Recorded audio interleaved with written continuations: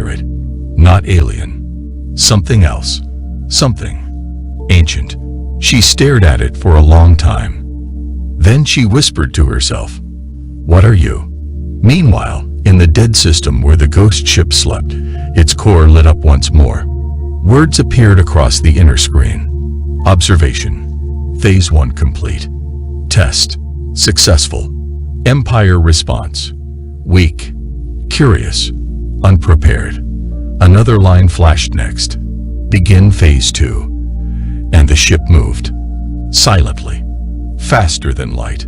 Toward the heart of Empire space. The Empire fleet had seen many strange things in space, but never like this. After the blackout on the Daggerfall and the strange shadow near the lance blade, all patrol ships were called back to the nearest military outpost, Station Voronine. It was a giant fortress near the edge of Empire space, built to watch the dark sectors. Now, it was filled with fear. Commander Telra walked into the war room at Voronine. Her face was pale, her eyes heavy. She hadn't slept since the encounter. High Admiral Kellen was already there, standing by a giant screen. It showed the area where the ghost ship was last seen. "Commander," Kellen said without turning, "did you bring it?" Telra nodded and handed him a small data chip. "This has the image. The strange red symbol. I've never seen anything like it." Kellen placed the chip into the console. The screen zoomed in on a blurry frame, just a second from the Daggerfall's footage. The dark shape, the red mark. Mora, the intelligence officer, stared at it closely. Her voice was calm, but serious. "This symbol is not new," she said. "It matches old records. Very old. From before the Empire even existed." Kellen frowned. "Explain."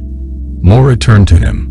"Over 2,000 years ago, there were rumors of machines built by an unknown race. They were not alive, but not dead. They were not piloted. They were self-aware, created for war, but with one purpose: observe and judge." "Judge what?"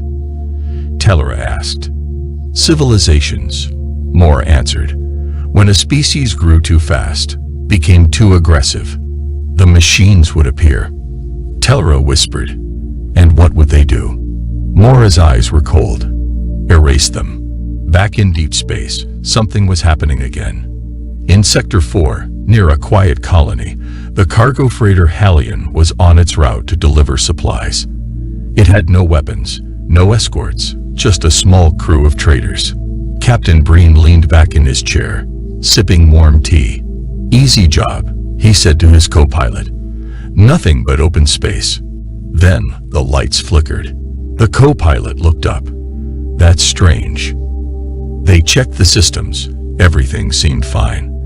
But the stars outside started to disappear, one by one, as if a giant shadow was passing in front of them. The ship's warning systems stayed silent. No alert, no enemy detected. But outside, something moved. The pilot reached for the comm. "This is Hallion Freighter to Voronine. We are seeing." Static. Then silence.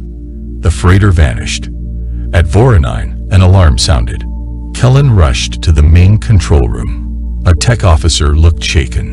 "Sir," he said, "we lost contact with the freighter Hallion.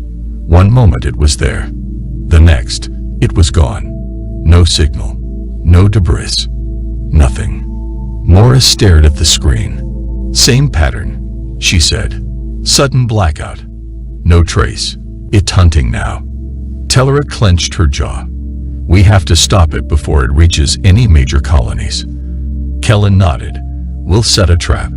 A few hours later, the Empire set up a decoy fleet in Sector 5. Dozens of empty ships, fake energy signals. A perfect bait.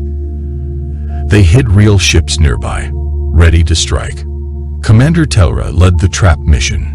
"We must see it again," she told her team. "We must understand how it moves, how it hides." They waited. For hours, nothing happened.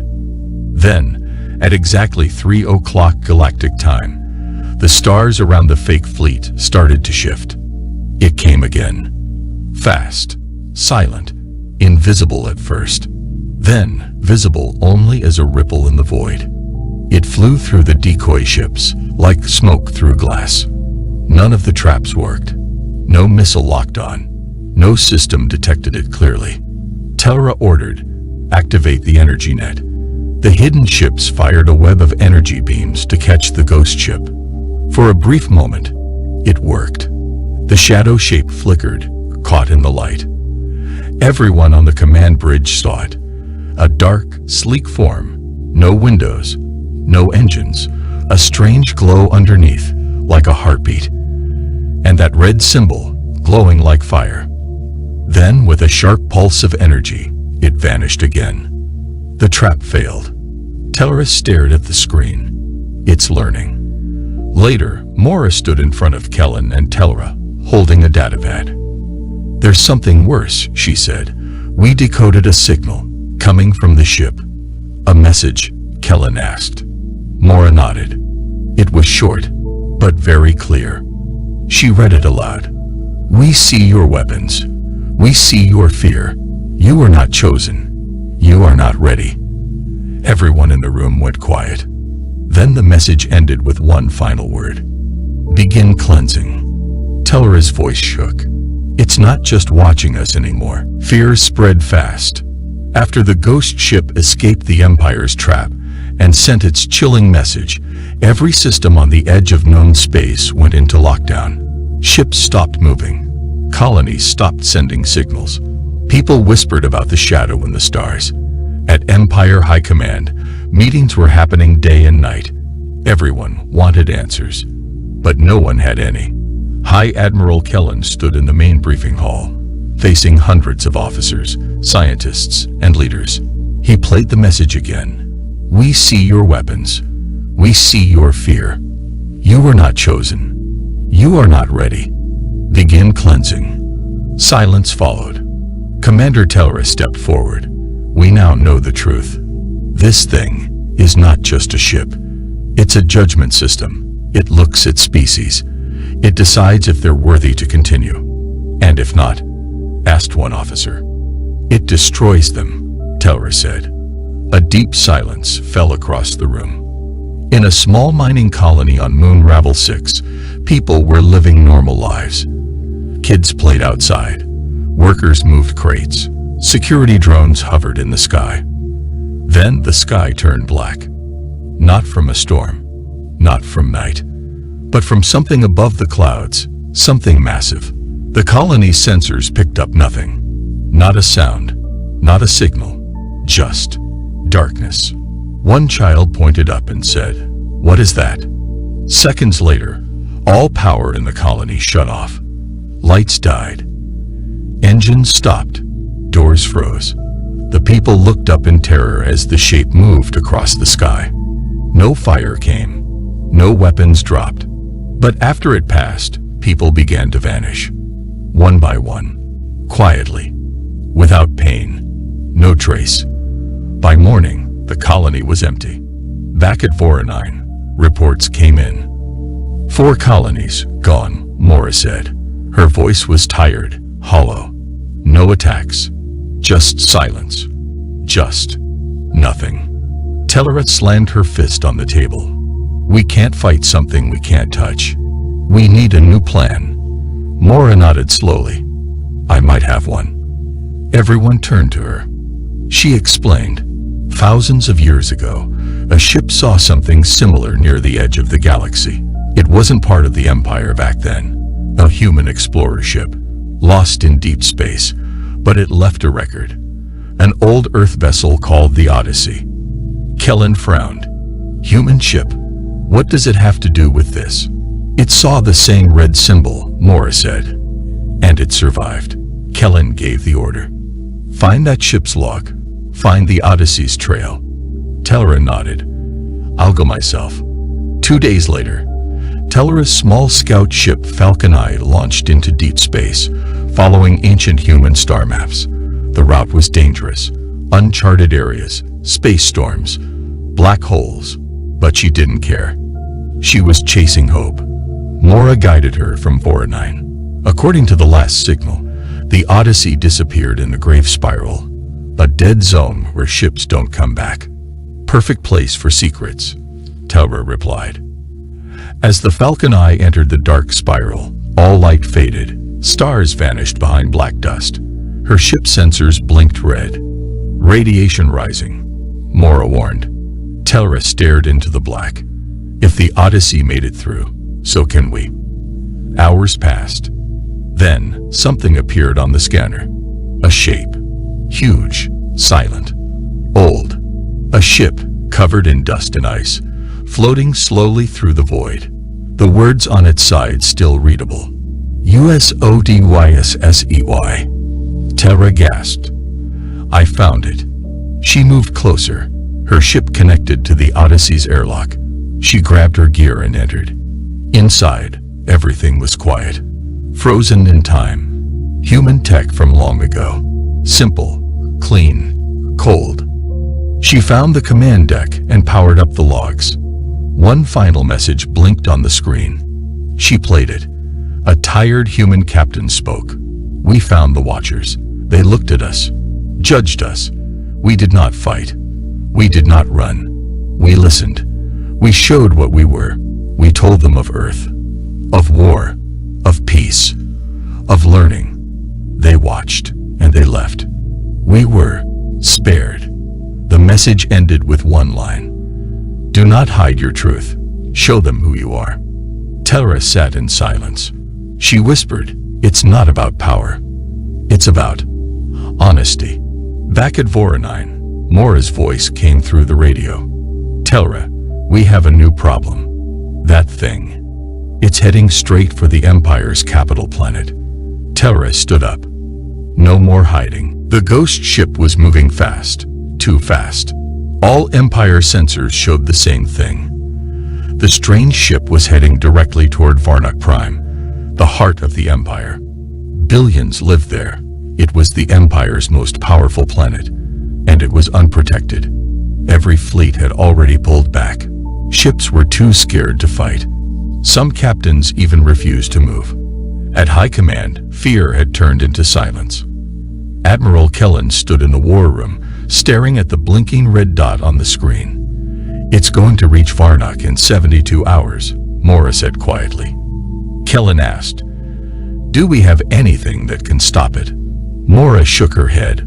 No, but maybe. We have something that can speak to it. Meanwhile, Commander Telra sat inside the frozen human ship, US Odyssey, deep in the grave spiral. The cold air hurt her lungs, but she didn't care.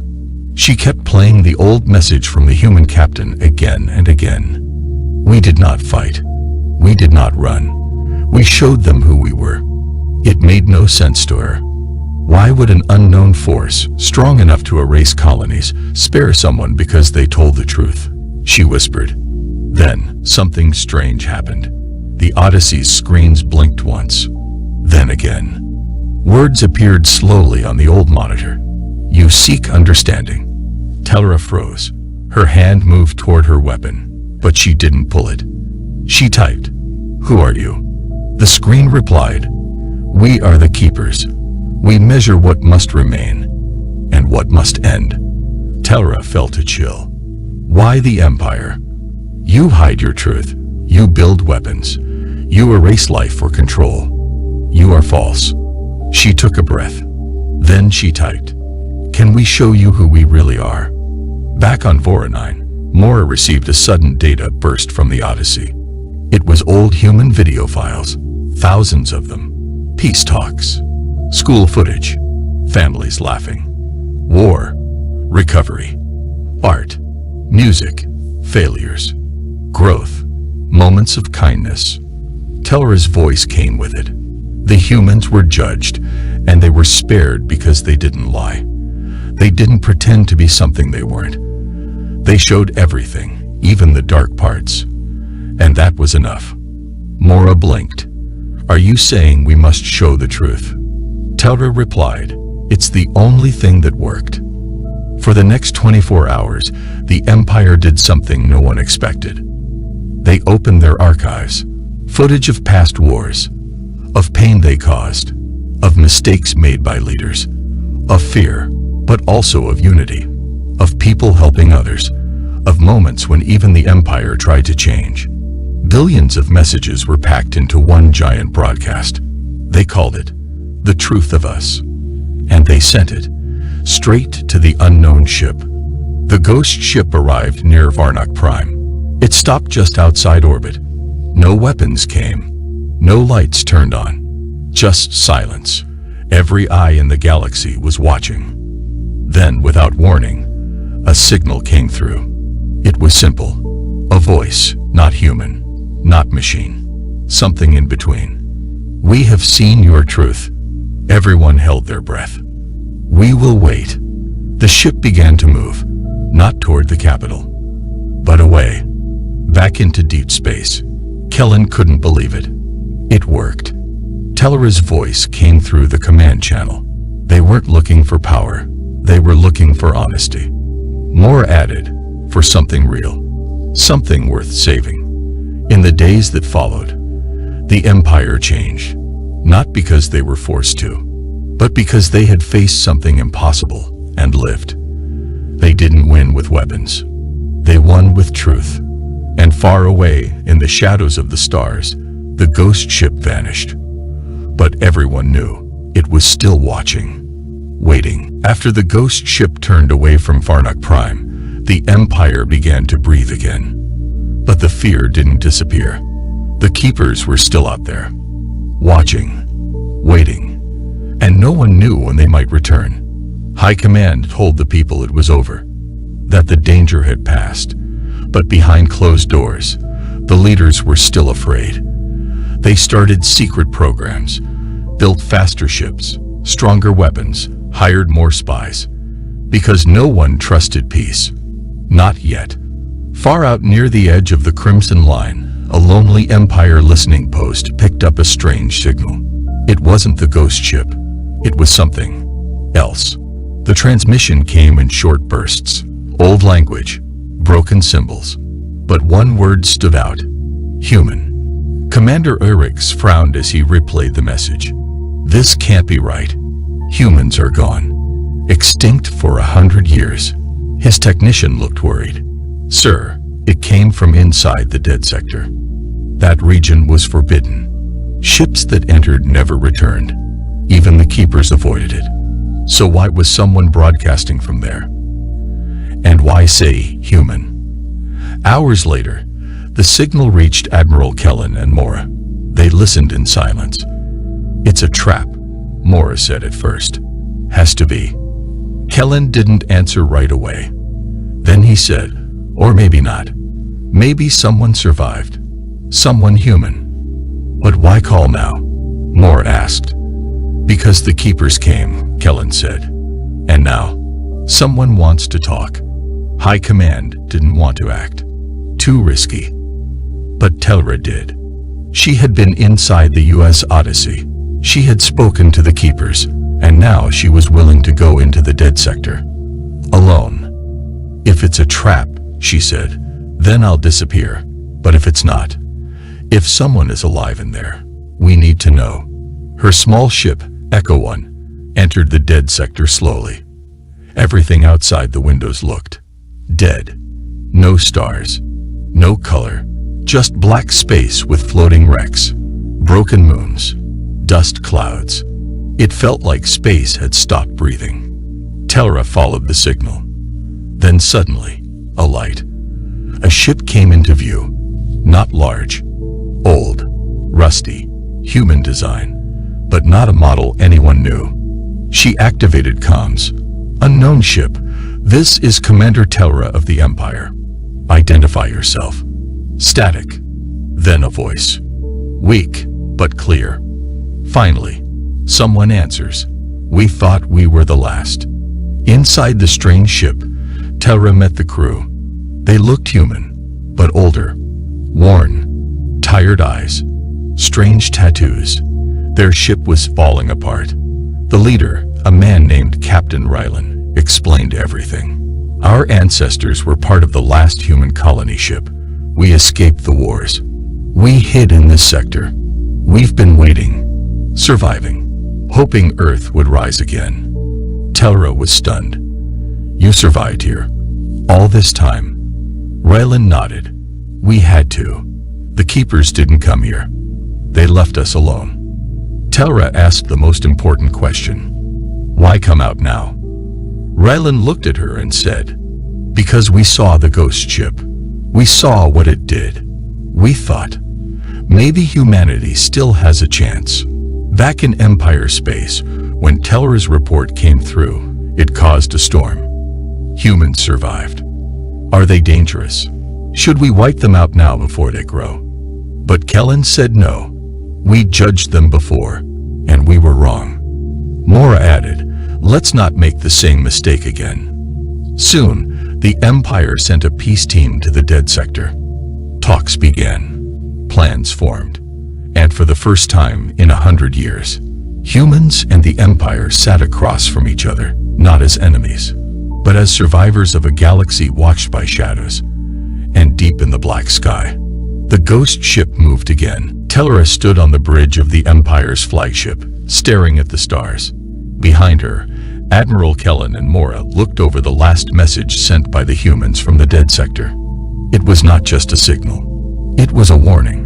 The ghost ship had returned, but this time, it wasn't alone. The human survivors had known about the Keepers long before the Empire did. Their ancestors had once fought something similar, long ago, during Earth's final space war. But this new threat was different. The Keepers were not just machines or aliens. They were watchers, ancient artificial beings that saw humans as a mistake. And they had only allowed the galaxy to grow under one condition: no more humans. Captain Rylan had revealed everything. The ghost ship is not just a weapon. It's a messenger, a test. Every empire it visits is being judged. If it finds signs of old humanity, our tech, our DNA, our spirit, it triggers something. That's why it scanned your fleets. That's why one scout disappeared. It was warning you. Mora asked him, warning us of what? Rylan looked at her, deadly serious. That the real force behind the Keepers is waking up. A new signal was received, far deeper in space than anyone had reached before. Not just one ship now. Hundreds, thousands, moving like shadows across galaxies. Their destination, Empire space, and they weren't hiding anymore. Panic spread. The Empire's fleets were strong, but even they couldn't stop ships that moved like ghosts, that ignored scanners, that shut down systems without a shot. Admiral Kellen held emergency meetings. Some wanted to hide. Some wanted to fight. But Telra, Mora, and Rylan had a different plan. One last hope. In secret, the humans had kept one final weapon. Not a bomb. Not a ship. But a code. A message passed down for generations. It was human-made. From Earth. Encrypted in a language only the old world knew. They believed it was created by the last true leaders of Earth. A final order. A signal to awaken something buried deep in the stars. They called it Project Revenant. No one knew what it would do. But Rylan believed it might turn the tide. With Empire support, Telra and Mora joined the humans in launching the code from a deep space array.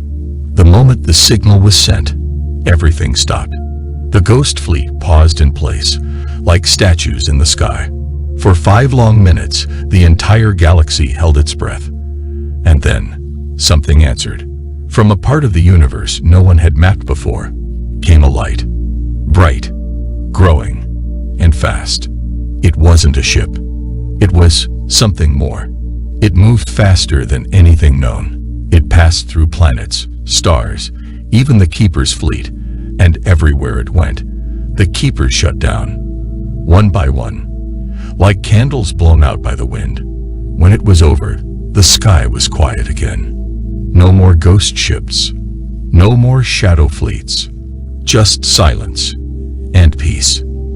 For now, Admiral Kellen gave a speech that was broadcast across the stars. Today, we learned the truth. That the ghosts in the dark were not gods. Not unbeatable. And humanity, thought lost, is still the key to this galaxy's future. Let this be a new beginning for all of us. Raylan and his people were offered a new home, not as refugees, but as allies.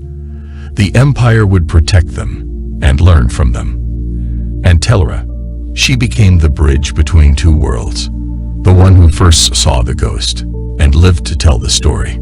And somewhere out there, far beyond the stars, Project Revenant waited, not as a weapon, but as a promise.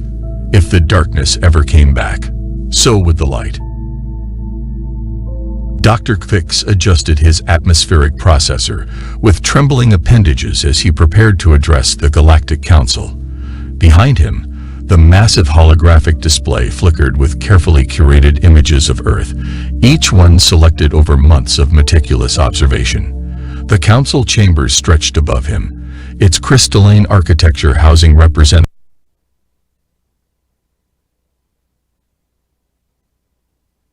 Dr. Kvix, do you have evidence of how humans might react to distress situations? The galaxy can be dangerous for emerging civilizations. Indeed, Kvix projected new data streams. Our models suggest that humans would either ignore distress calls from non-human species or attempt to exploit such situations for personal gain. Their entertainment media frequently depicts scenarios of conflict with alien species, suggesting deep-seated xenophobic tendencies. Zeri's sensory tentacles coiled in distress. She had watched thousands of human entertainment narratives during her research.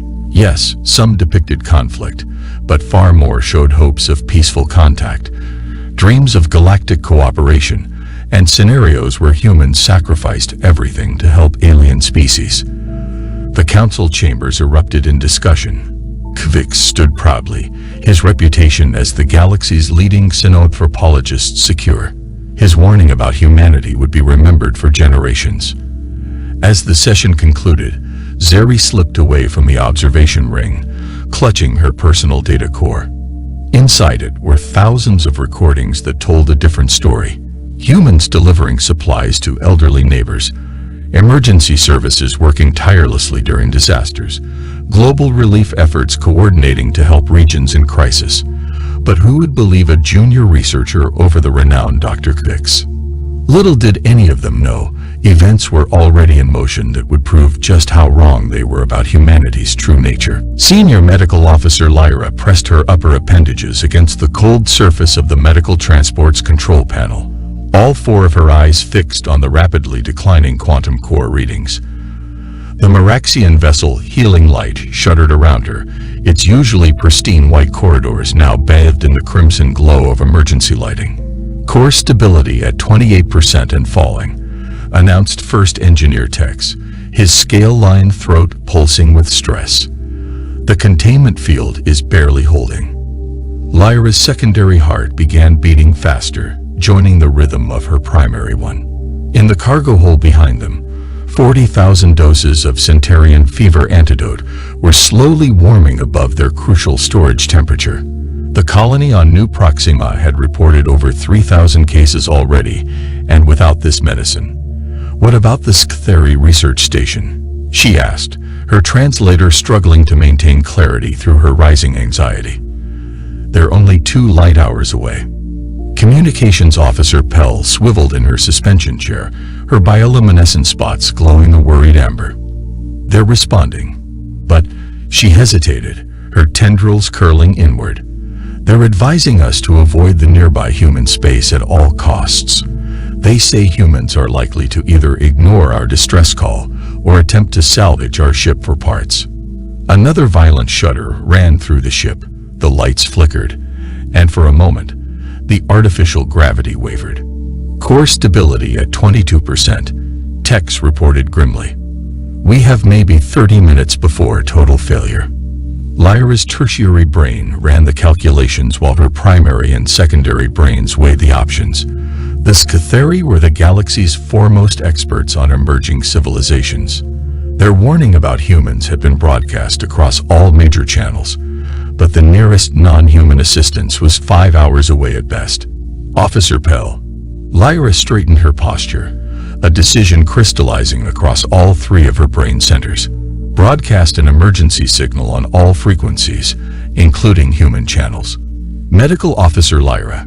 Health spots shifted to a deep purple of concern. The theory reports clearly state, the reports won't matter if we're dead, and thousands of colonists die from Centurion fever. Lyra cut in, surprising herself with her firmness. Send the signal. The next 3 minutes felt like an eternity. The core continued its descent toward critical failure, and Lyra found herself wondering if this theory had been right.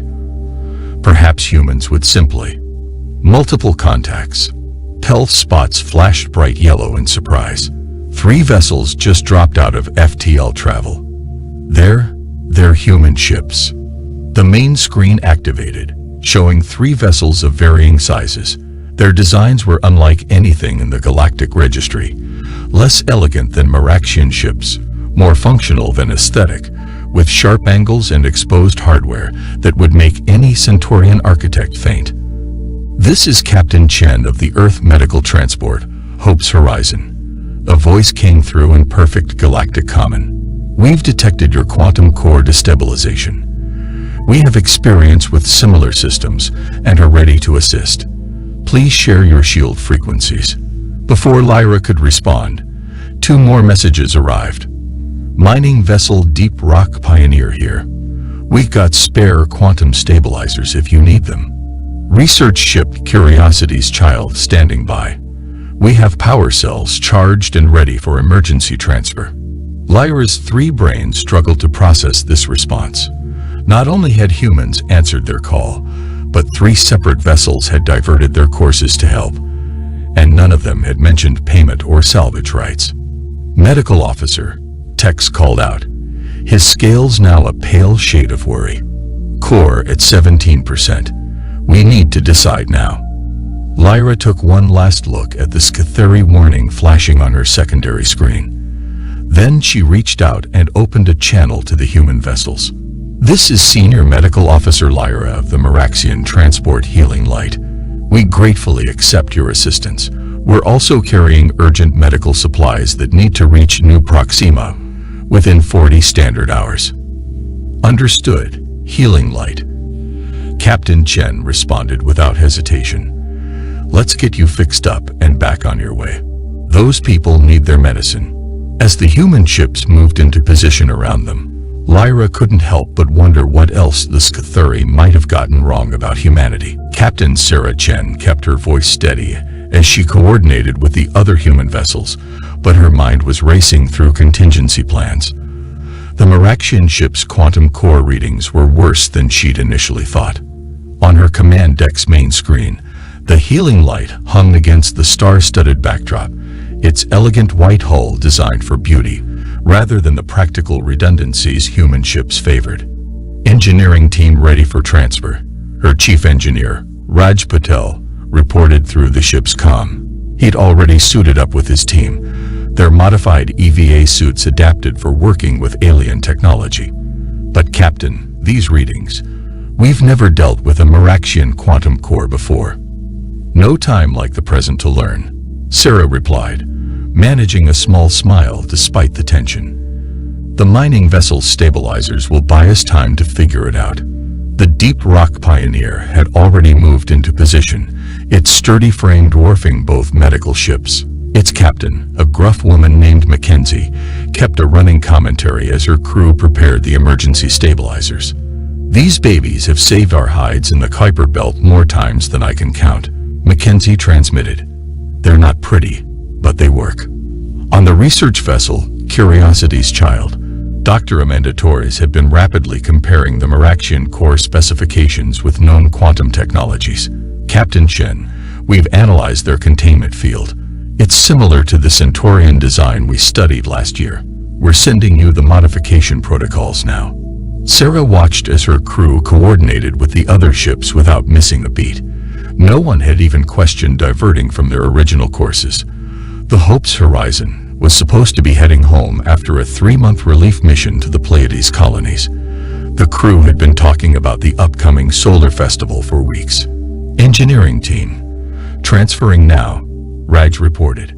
The airlock camera showed him and his team crossing to the Maraxian vessel, carrying tools and equipment that hadn't existed 6 months ago. Human engineers had a habit of modifying everything they touched, much to the confusion of other species. Senior Medical Officer Lyra's voice came through, her translator conveying a mix of hope and anxiety.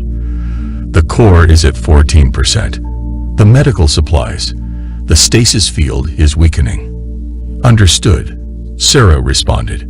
She opened a channel to all 3 human ships. Listen up, everyone. Those supplies are needed at New Proxima within 40 hours. Failure isn't an option. The next 20 minutes were a blur of activity. Mackenzie's crew installed the quantum stabilizers while Raj's team, guided by Dr. Torres's analysis, worked to modify the containment field. The Maraxians watched in fascination as the humans improvised solutions that would make any standard engineer faint.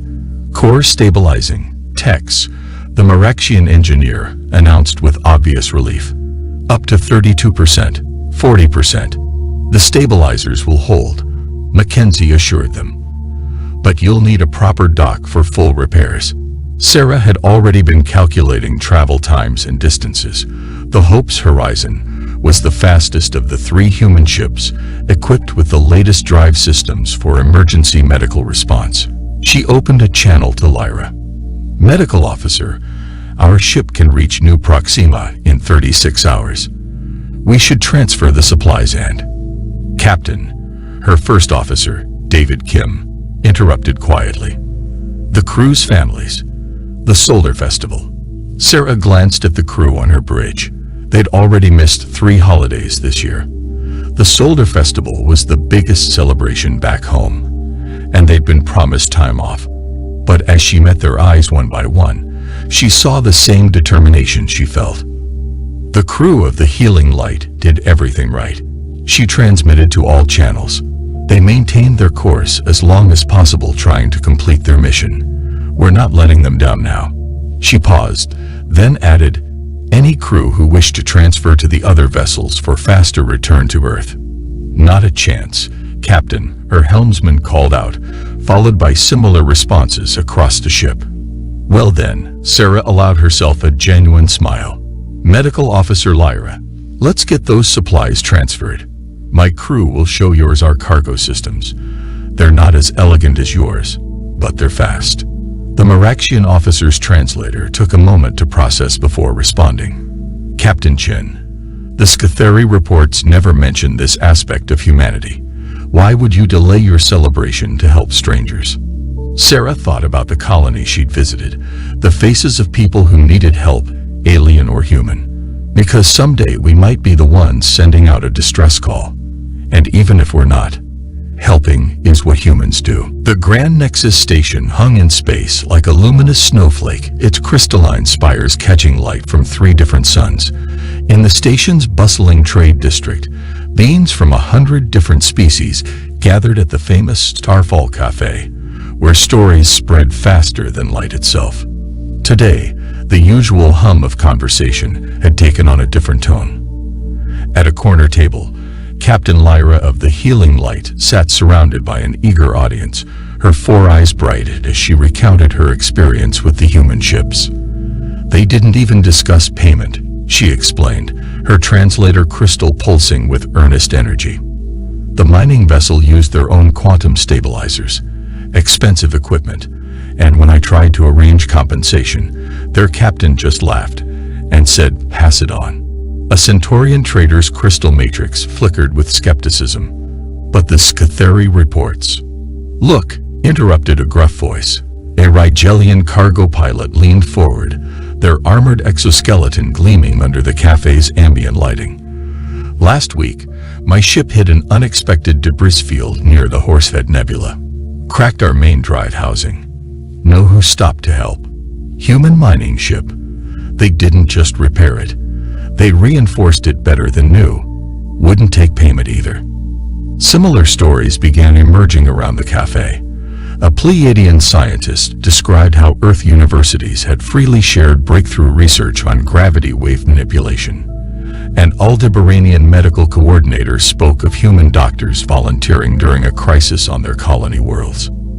Near the cafe's observation window, Station Director Venix watched the growing crowd with all three of their sensory clusters fully extended.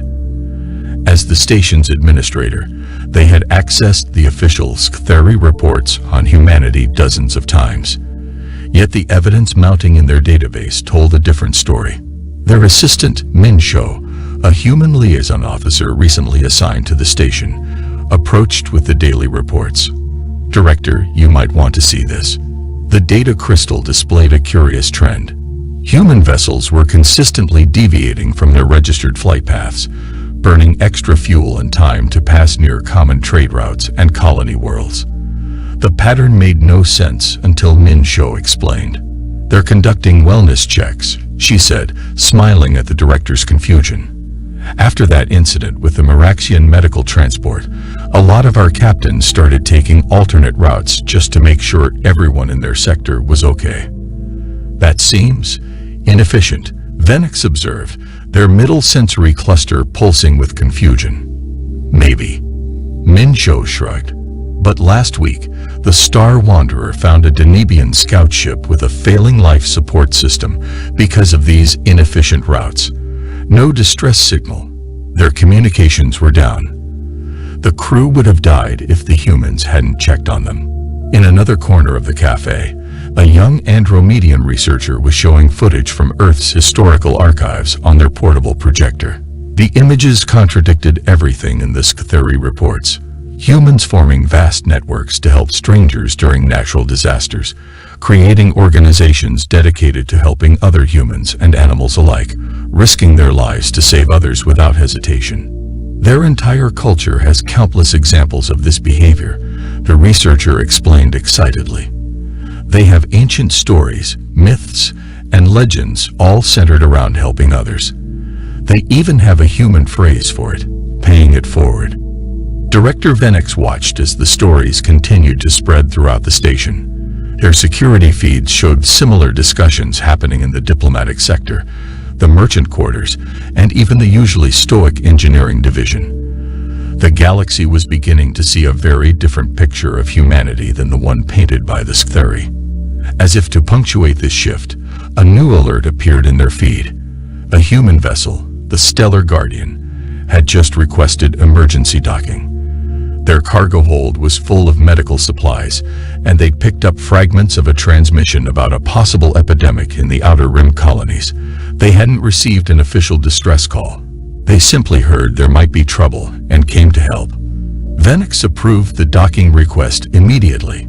Perhaps, they reflected, the true danger of humanity wasn't their independence or unpredictability. Perhaps the real shock was how their simple acts of kindness could reshape the very foundations of galactic society. The warning came from a small human research station on the edge of the Carina Nebula. Dr. Elena Rodriguez had been monitoring stellar activity when her instruments detected something that made her blood run cold. The nearby star, HD 93129A, was about to release a massive coronal mass ejection. This is Dr. Rodriguez of Earth Science Station, Stellar Watch broadcasting on all emergency frequencies. She transmitted, her voice steady despite her racing heart. "We're detecting an imminent Class X solar event. 3 habitation rings are in the projected path. Estimated time to impact, 4 hours. In the Galactic Council's Emergency Response Center, the alert triggered immediate chaos. The habitation rings house over 2 million beings from dozens of species. Chief Administrator Nextel's crystalline form pulsed with rapid color changes as they processed the incoming data. Evacuation protocols suggest we need at least 6 hours to safely transfer the populations, a Pleiadian coordinator announced, their bioluminescent patterns showing clear distress. The Sktheri research vessel Truth Seeker is nearest to the area, another coordinator reported. They're requesting that we follow standard procedures and wait for proper authorization before. This is Captain Sarah Chen of the Hope's Horizon. A new voice cut through the chamber. The same human captain who had helped the Meraxian transport weeks ago. We're already en route with our experimental shield technology. 7 other human vessels are converging on the location. Nixtal's color patterns shifted to show confusion. Captain Chen, the council hasn't authorized. With respect, Administrator, Sarah interrupted. We can discuss authorization after we save those people. In the first habitation ring, Curator Lurin watched in mounting terror as the emergency alerts flashed across their screens. The ring's shield systems were never designed to handle a stellar event of this magnitude. Around them, the ring's 30,000 residents were beginning to panic. Then the first human ship arrived. The Hope's horizon looked tiny against the massive habitation ring, but it moved with purpose. 6 more human vessels emerged from FTL travel within minutes, each taking strategic positions around the rings. This is Captain Chen to all rings.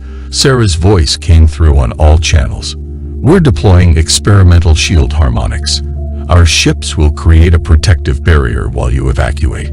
Please begin moving residents to your central hubs. That's impossible. Dr. Kvix's voice cut in from the truth seeker. Your ship's shields cannot withstand. Already done it once, Sarah replied. Titan Colony, Sol System. We lost 3 ships but saved 16,000 people. The shield modifications came from that experience.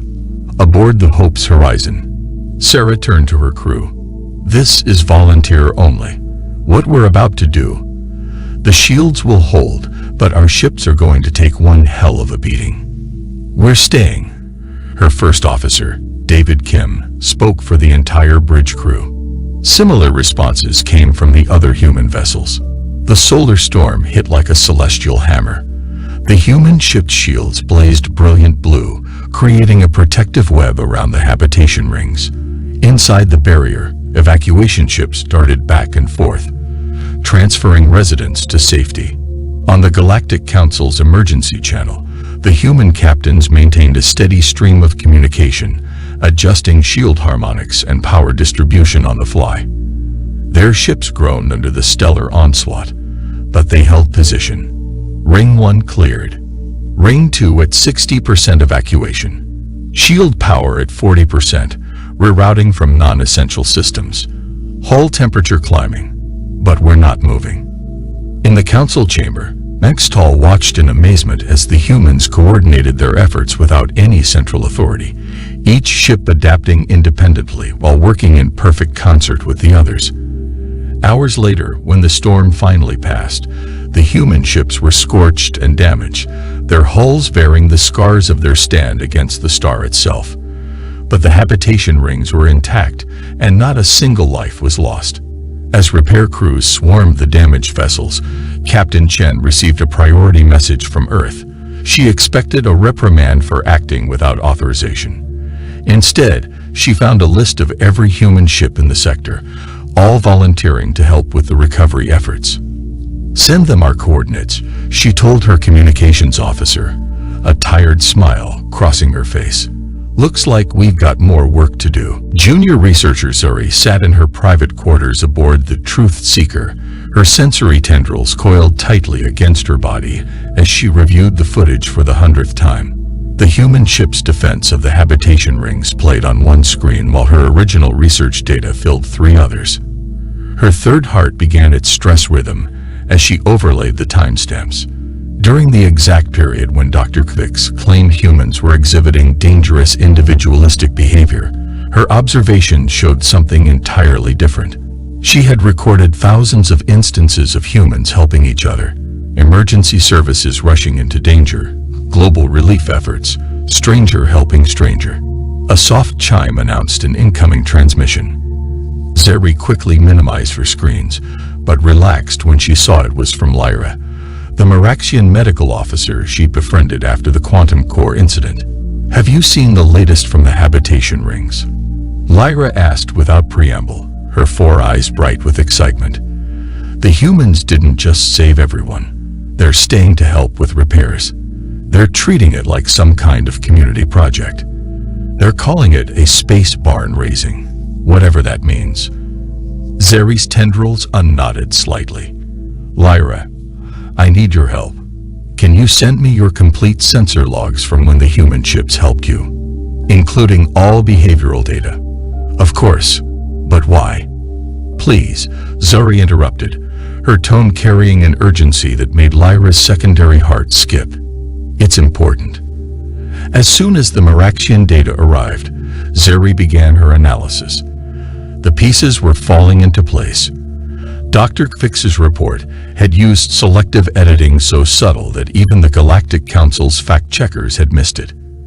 He had taken footage of human emergency responses and reframed them as chaotic behavior. Scenes of humans rushing into danger to help others were labeled as reckless individualism. Her door chime sounded.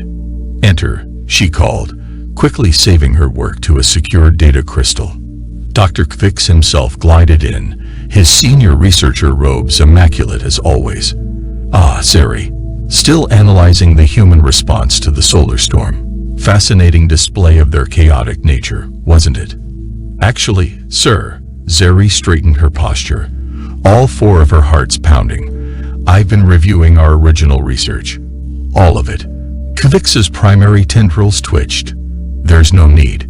My report was quite thorough. Like how thorough you were in editing out the human emergency services. Zuri projected an original footage stream onto her main screen. Or how you removed every instance of their relief efforts. You don't understand. Kvix's color patterns shifted to warning hues. The Scatheri have spent centuries building our reputation as the galaxy's humanitarian leaders. When we discovered humans, their natural tendency to help others threatened everything we worked for. Their chaotic, unstructured assistance makes our carefully organized aid programs look less impressive. Zuri completed, her tendrils fully extended now in a stance of challenge. So you deliberately misrepresented them to the council. I presented the facts in a way that protected our cultural heritage. Kvix countered. The Scatheri way is about order, structure, proper procedures. The Scatheri way is about truth. Zuri cut in. She initiated a data transfer to the Galactic Council's secure channel.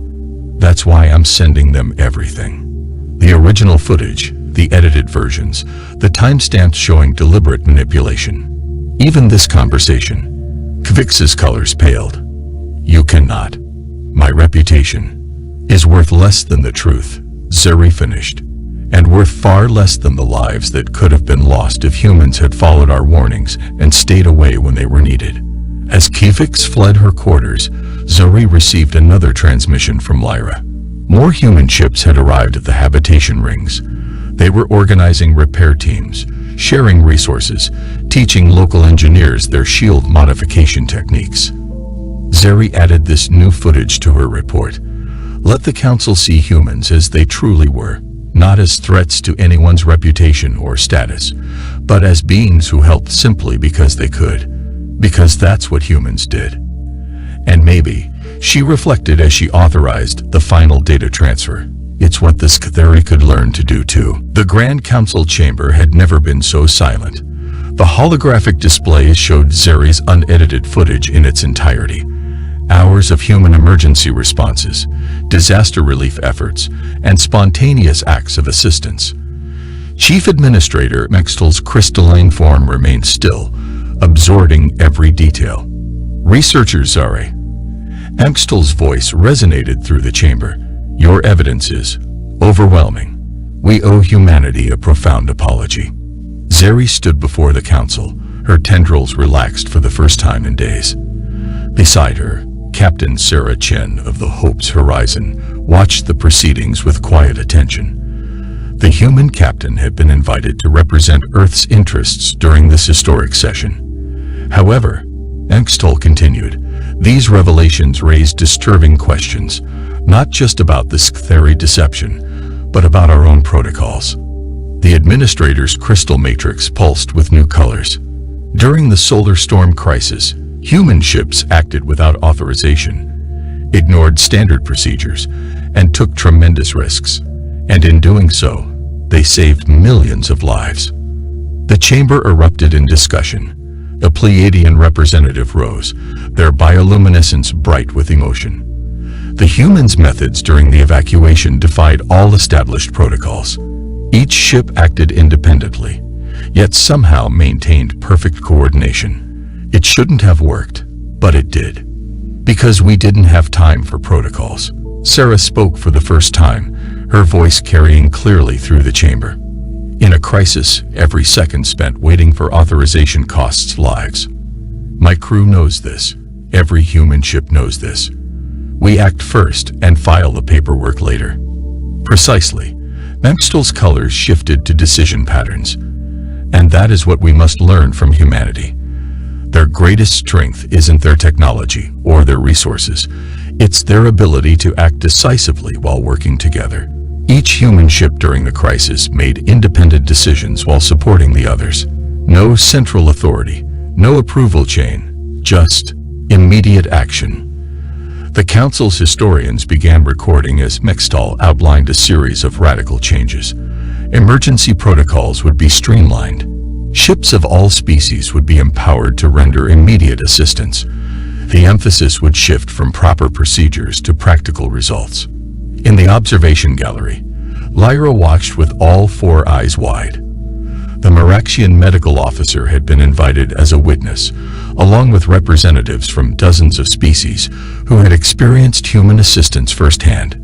Each had their own story of how humans had helped them without hesitation or expectation of reward. There's more. Zeri stepped forward, her research tendrils extended.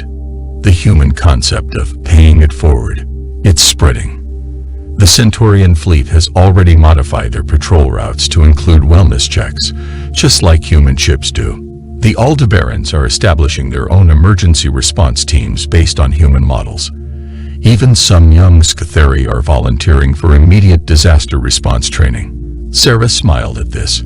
Her crew had been teaching emergency response techniques to anyone who wanted to learn. The Hope's horizon had become a floating classroom between missions, with engineers and medics from a dozen species learning human methods of rapid response and adaptation.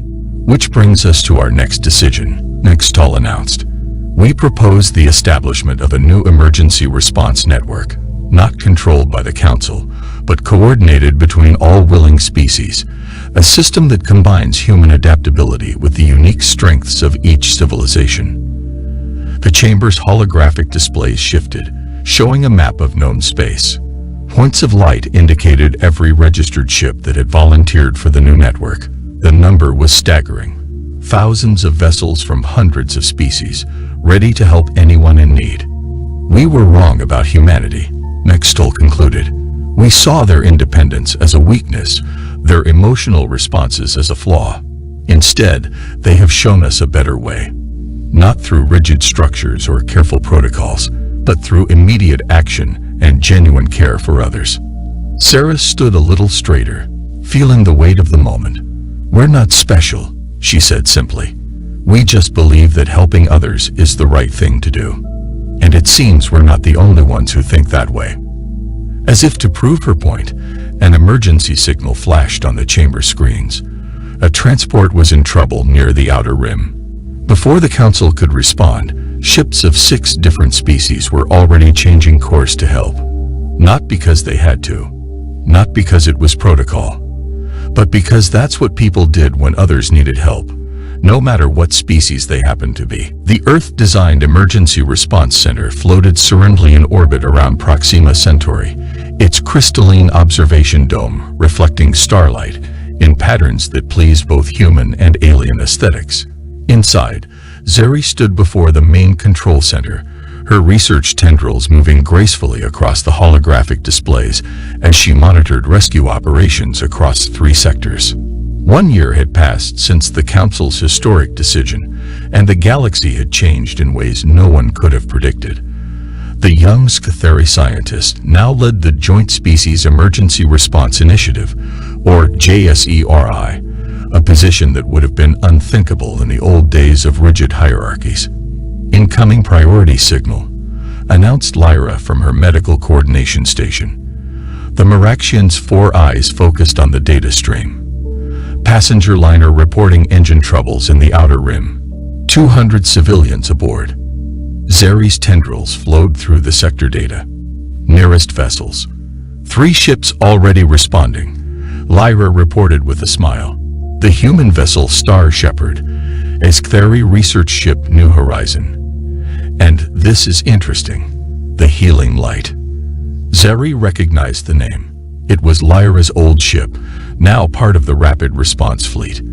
On the main screen, she watched the three vessels converge on the liner's position. No hesitation, no bureaucratic delays, just immediate action. Captain Sarah Chen's voice came through the comm system. She had been appointed as humanities representative to JSERI's advisory board, though she still preferred active duty on the Hope's horizon. Zari, just finished reviewing your proposal for the new training program. The combination of Sktheri analytical methods with human practical exercises is brilliant. When can we start? The first class begins next week, Zeri replied, watching as the rescue ships reached the liner. We have students from 12 species enrolled. Even Dr. Kvix has volunteered to teach the theoretical components. That had been an unexpected development. After the scandal of his deception, Kvix had resigned his position in shame. But months of watching humans work alongside his people had transformed him. He now dedicated himself to understanding and teaching what he once feared: the art of immediate practical assistance. The main screen showed the rescue in progress. The human ship provided power support, while the Sktheri vessel used its advanced sensors to diagnose the engine problem. The Healing Light stood ready to receive passengers if evacuation became necessary. 3 species working in perfect concert, each contributing their unique strengths. Director Zeri, a young Sktheri aide, approached, offering a data crystal, the latest statistics from the network. The numbers were remarkable. Emergency response times had decreased by 60%. Survival rates in crisis situations had nearly doubled. But more impressive were the cultural changes. Species that had once been rigidly isolated now worked together regularly. Knowledge and resources were shared freely. New emergency signal, Lyra announced. But it's different. A Denibian colony is requesting assistance with a planetary engineering project. Not an emergency, they just need help. Zeri felt her heart's warm. This too had become common. Species reaching out for help before situations became critical, knowing they would be met with willing assistance rather than bureaucratic procedures. I remember, Sarah's voice carried a smile, when we were told humans wouldn't assist. That we were too individualistic, too chaotic to work with others. Now look at us, all of us. The observation dome's transparent sections offered a view of nearby space, where ships of various species went about their duties. Many bore the distinctive blue stripe that marked them as emergency response vessels. Each had a unique story of lives saved, help given, and bonds formed. On the wall of the control center, a simple plaque bore the words that had become JSERI's unofficial motto: "In space, no one succeeds alone." Below it, in smaller text, "Dedicated to those who teach us that helping others is never a sign of weakness, but the greatest strength we possess." Zeri's tendrils moved through the sector data one last time before her shift ended. Somewhere out there, another call for help would come, and when it did, someone would answer. Not because of protocols or regulations, but because that's what people did.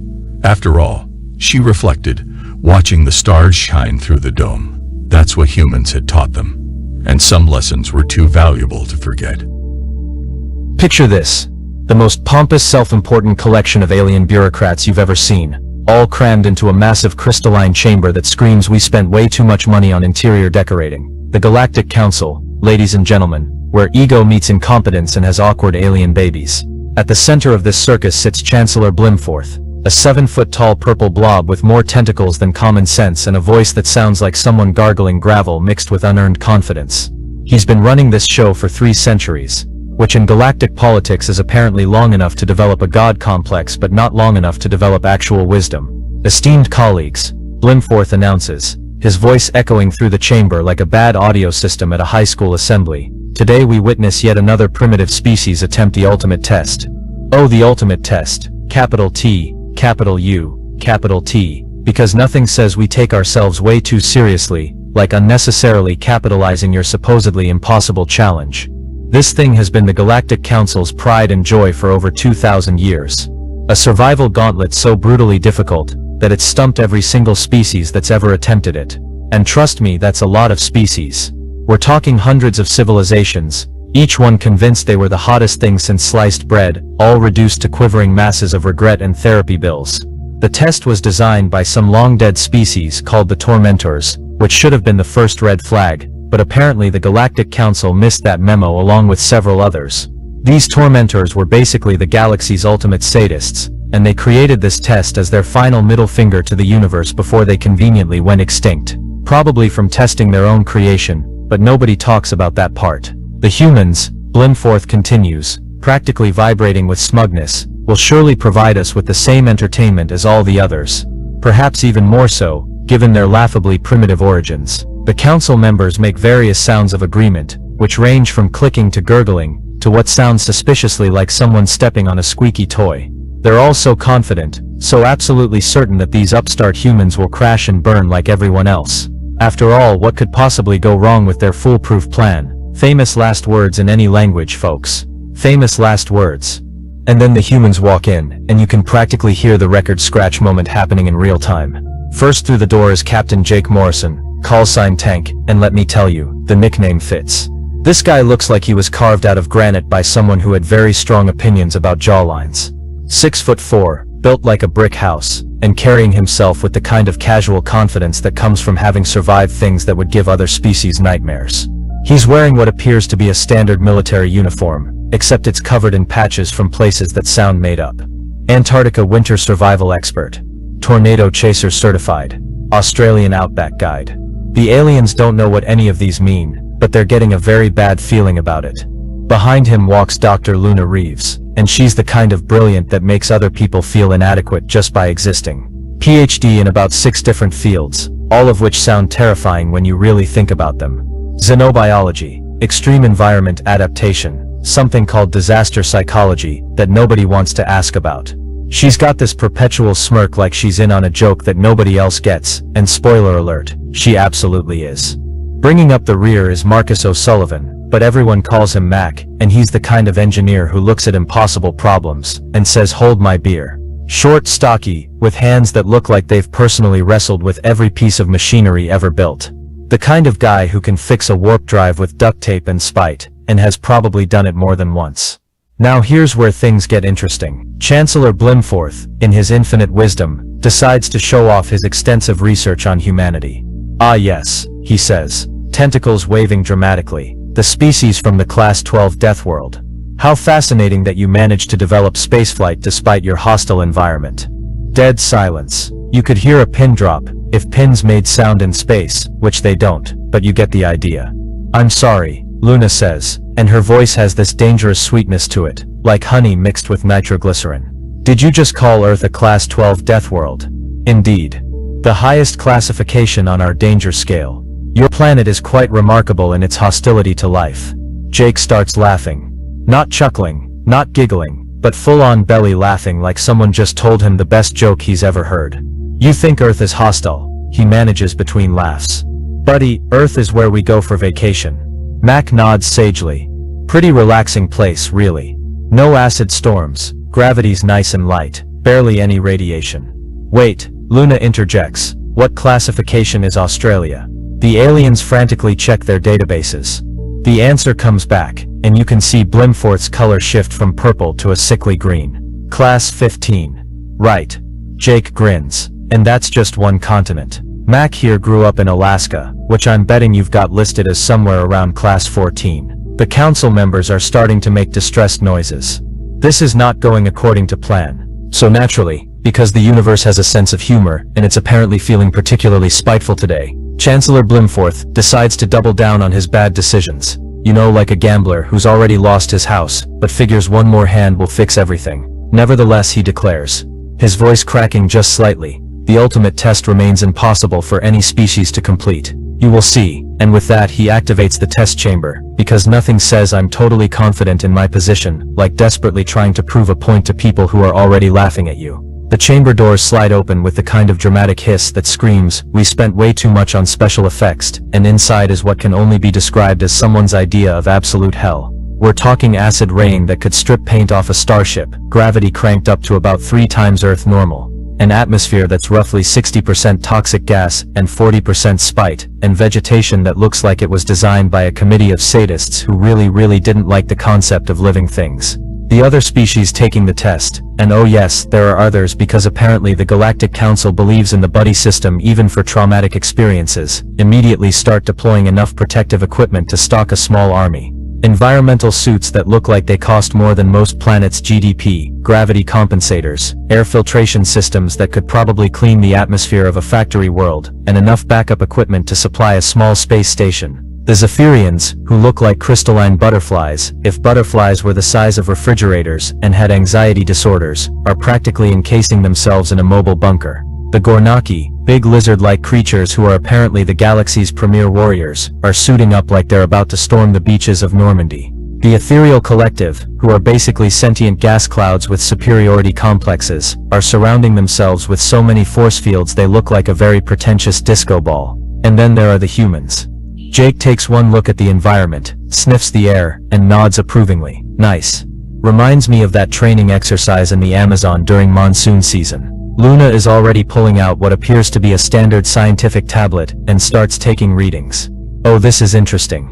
The acid rain has a pH of about 1.2, that's actually less acidic than my morning coffee. Matt just rolls up his sleeves. Well, this should be fun. Haven't had a good challenge since that reactor meltdown on Kepler Station. The aliens monitoring the test through their fancy observation systems are starting to make the kind of noises usually associated with small animals in distress. Because while everyone else is still getting suited up, Jake has just stepped into the acid rain and started using it to clean mud off his boots. "Hey Luna," he calls out cheerfully. "This stuff works better than that industrial cleaner we used on the ship." Luna, who has now collected several samples of the deadly vegetation and appears to be taking notes like she's writing a grocery list, looks up with interest.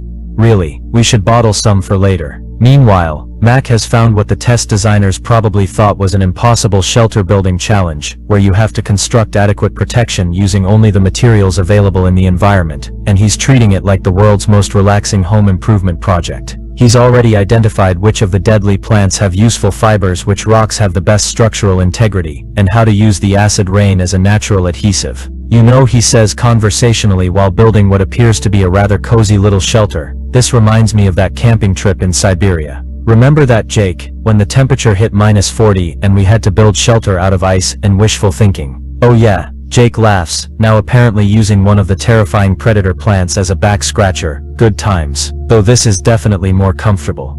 At least it's warm." The monitoring systems are going absolutely insane. Alarms are blaring, warning lights are flashing, and the alien observers are starting to question everything they thought they knew about the universe and their place in it. Because in the span of about 20 minutes, while other species are still figuring out how to not die from the air, the humans have essentially turned a nightmare hellscape into what appears to be a moderately pleasant afternoon outing. Now, if you thought the aliens were having a bad time during the setup phase, you should see what happens when the test actually gets going. Because the tormentors, bless their sadistic little hearts, didn't just create a hostile environment. Oh no. That would be too simple. They created a hostile environment with a deadly obstacle course, complete with biomechanical predators that were designed to be absolutely unstoppable killing machines. Picture this: creatures that look like someone crossed a tiger with a spider, gave it armor plating, and then asked a committee of nightmares to make it worse. These things are 12 feet long, have claws that can cut through starship hull plating, and possess hunting instincts that would make a great white shark weep with envy. They're called apex hunters, because apparently the tormentors had all the creativity of a B-movie scriptwriter, and they've been the downfall of every single species that's attempted this test. The Zephyrians take one look at the first apex hunter, and immediately start broadcasting distress signals in 17 different languages. The Gornaki, who are supposed to be the galaxy's ultimate warriors, start forming defensive formations that look suspiciously like very organized panic. The Ethereal Collective just straight up nopes out of there, floating away at maximum speed while making sounds that probably translate to "I didn't sign up for this." And then there are the humans, who have apparently decided that deadly biomechanical predators are the perfect opportunity to turn this into some kind of twisted team-building exercise. "Okay, so we've got multiple hostiles incoming," Jake announces like he's calling out plays in a football game. "Luna, what's your read on their weak points?" "Luna, who is currently hanging upside down from a tree branch getting a better angle to observe one of the creatures, calls back, "Well, they've got excellent armor plating, but it looks like the joints are exposed. Also, their hunting pattern suggests they rely heavily on thermal imaging, so they're probably vulnerable to temperature confusion." "Got it," Mac yells from somewhere inside what appears to be a rapidly constructed fortress made of rocks, acid-resistant plants, and what looks suspiciously like parts cannibalized from the test environment itself. "I can rig up some thermal decoys. Give me 5 minutes.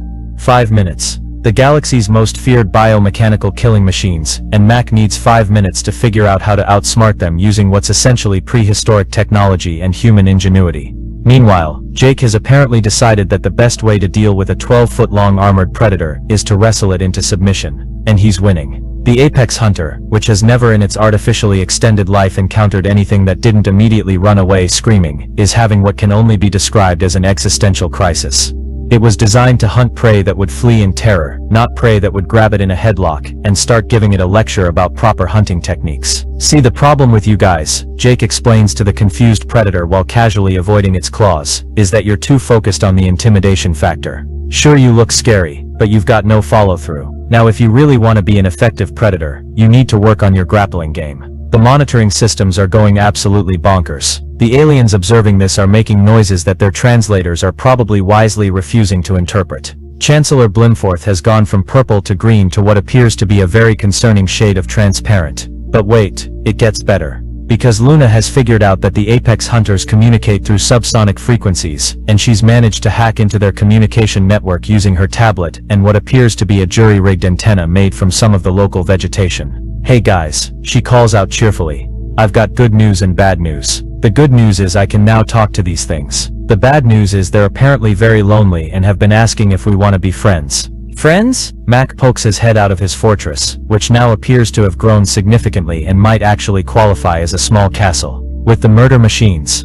Well, turns out they're not actually murder machines. They're just really bad at making friends. Apparently, everyone they've ever met has run away screaming before they could properly introduce themselves. And that's how the humans accidentally turned the galaxy's most feared predators into the galaxy's most socially awkward pets. The apex hunters, who have spent millennia being the ultimate test of survival, are now following the humans around like oversized armored puppies, who are just excited to have someone to talk to. But the real kicker comes when they reach the final challenge, the puzzle that stumped every species for 2,000 years. It's this massive crystalline structure covered in symbols that shift and change, requiring not just intelligence but the kind of lateral thinking that most civilized species have been educated out of. The other species, what's left of them anyway, are standing around looking defeated. The Zephyrians are crying, which is apparently a thing they can do. The Gornaki are having what appears to be an honor-based argument about who gets to give up first. The ethereal collective has given up entirely, and is just floating in a corner making sad gas cloud noises. And the humans? Well, they're looking at this supposedly impossible puzzle, and having what appears to be a very casual conversation.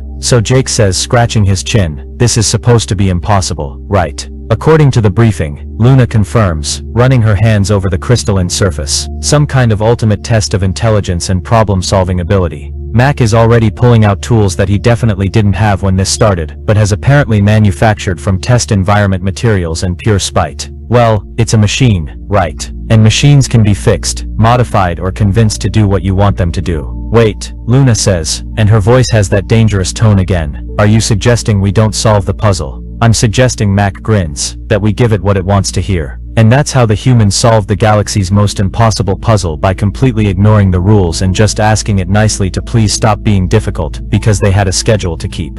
The crystalline structure, which has been the final boss of this test for 2 millennia, apparently just needed someone to say please, and thank you. It opens up like a flower, revealing the completion chamber, and starts playing what sounds suspiciously like a victory fanfare. The aliens are no longer making any noise at all. They've moved beyond shock, beyond horror, beyond any emotion that has a name. They're just standing there, staring, as the humans casually stroll through the completion chamber, like they're taking a leisurely walk through a park.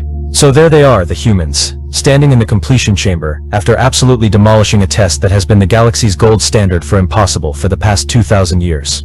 The timer reads 4 hours and 37 minutes, which is not just a record, it's the kind of record that makes you question whether the timer is broken, reality is broken, or you're having a very elaborate nervous breakdown. For context, the previous best time was held by the Supremacy Collective, and they took 6 months.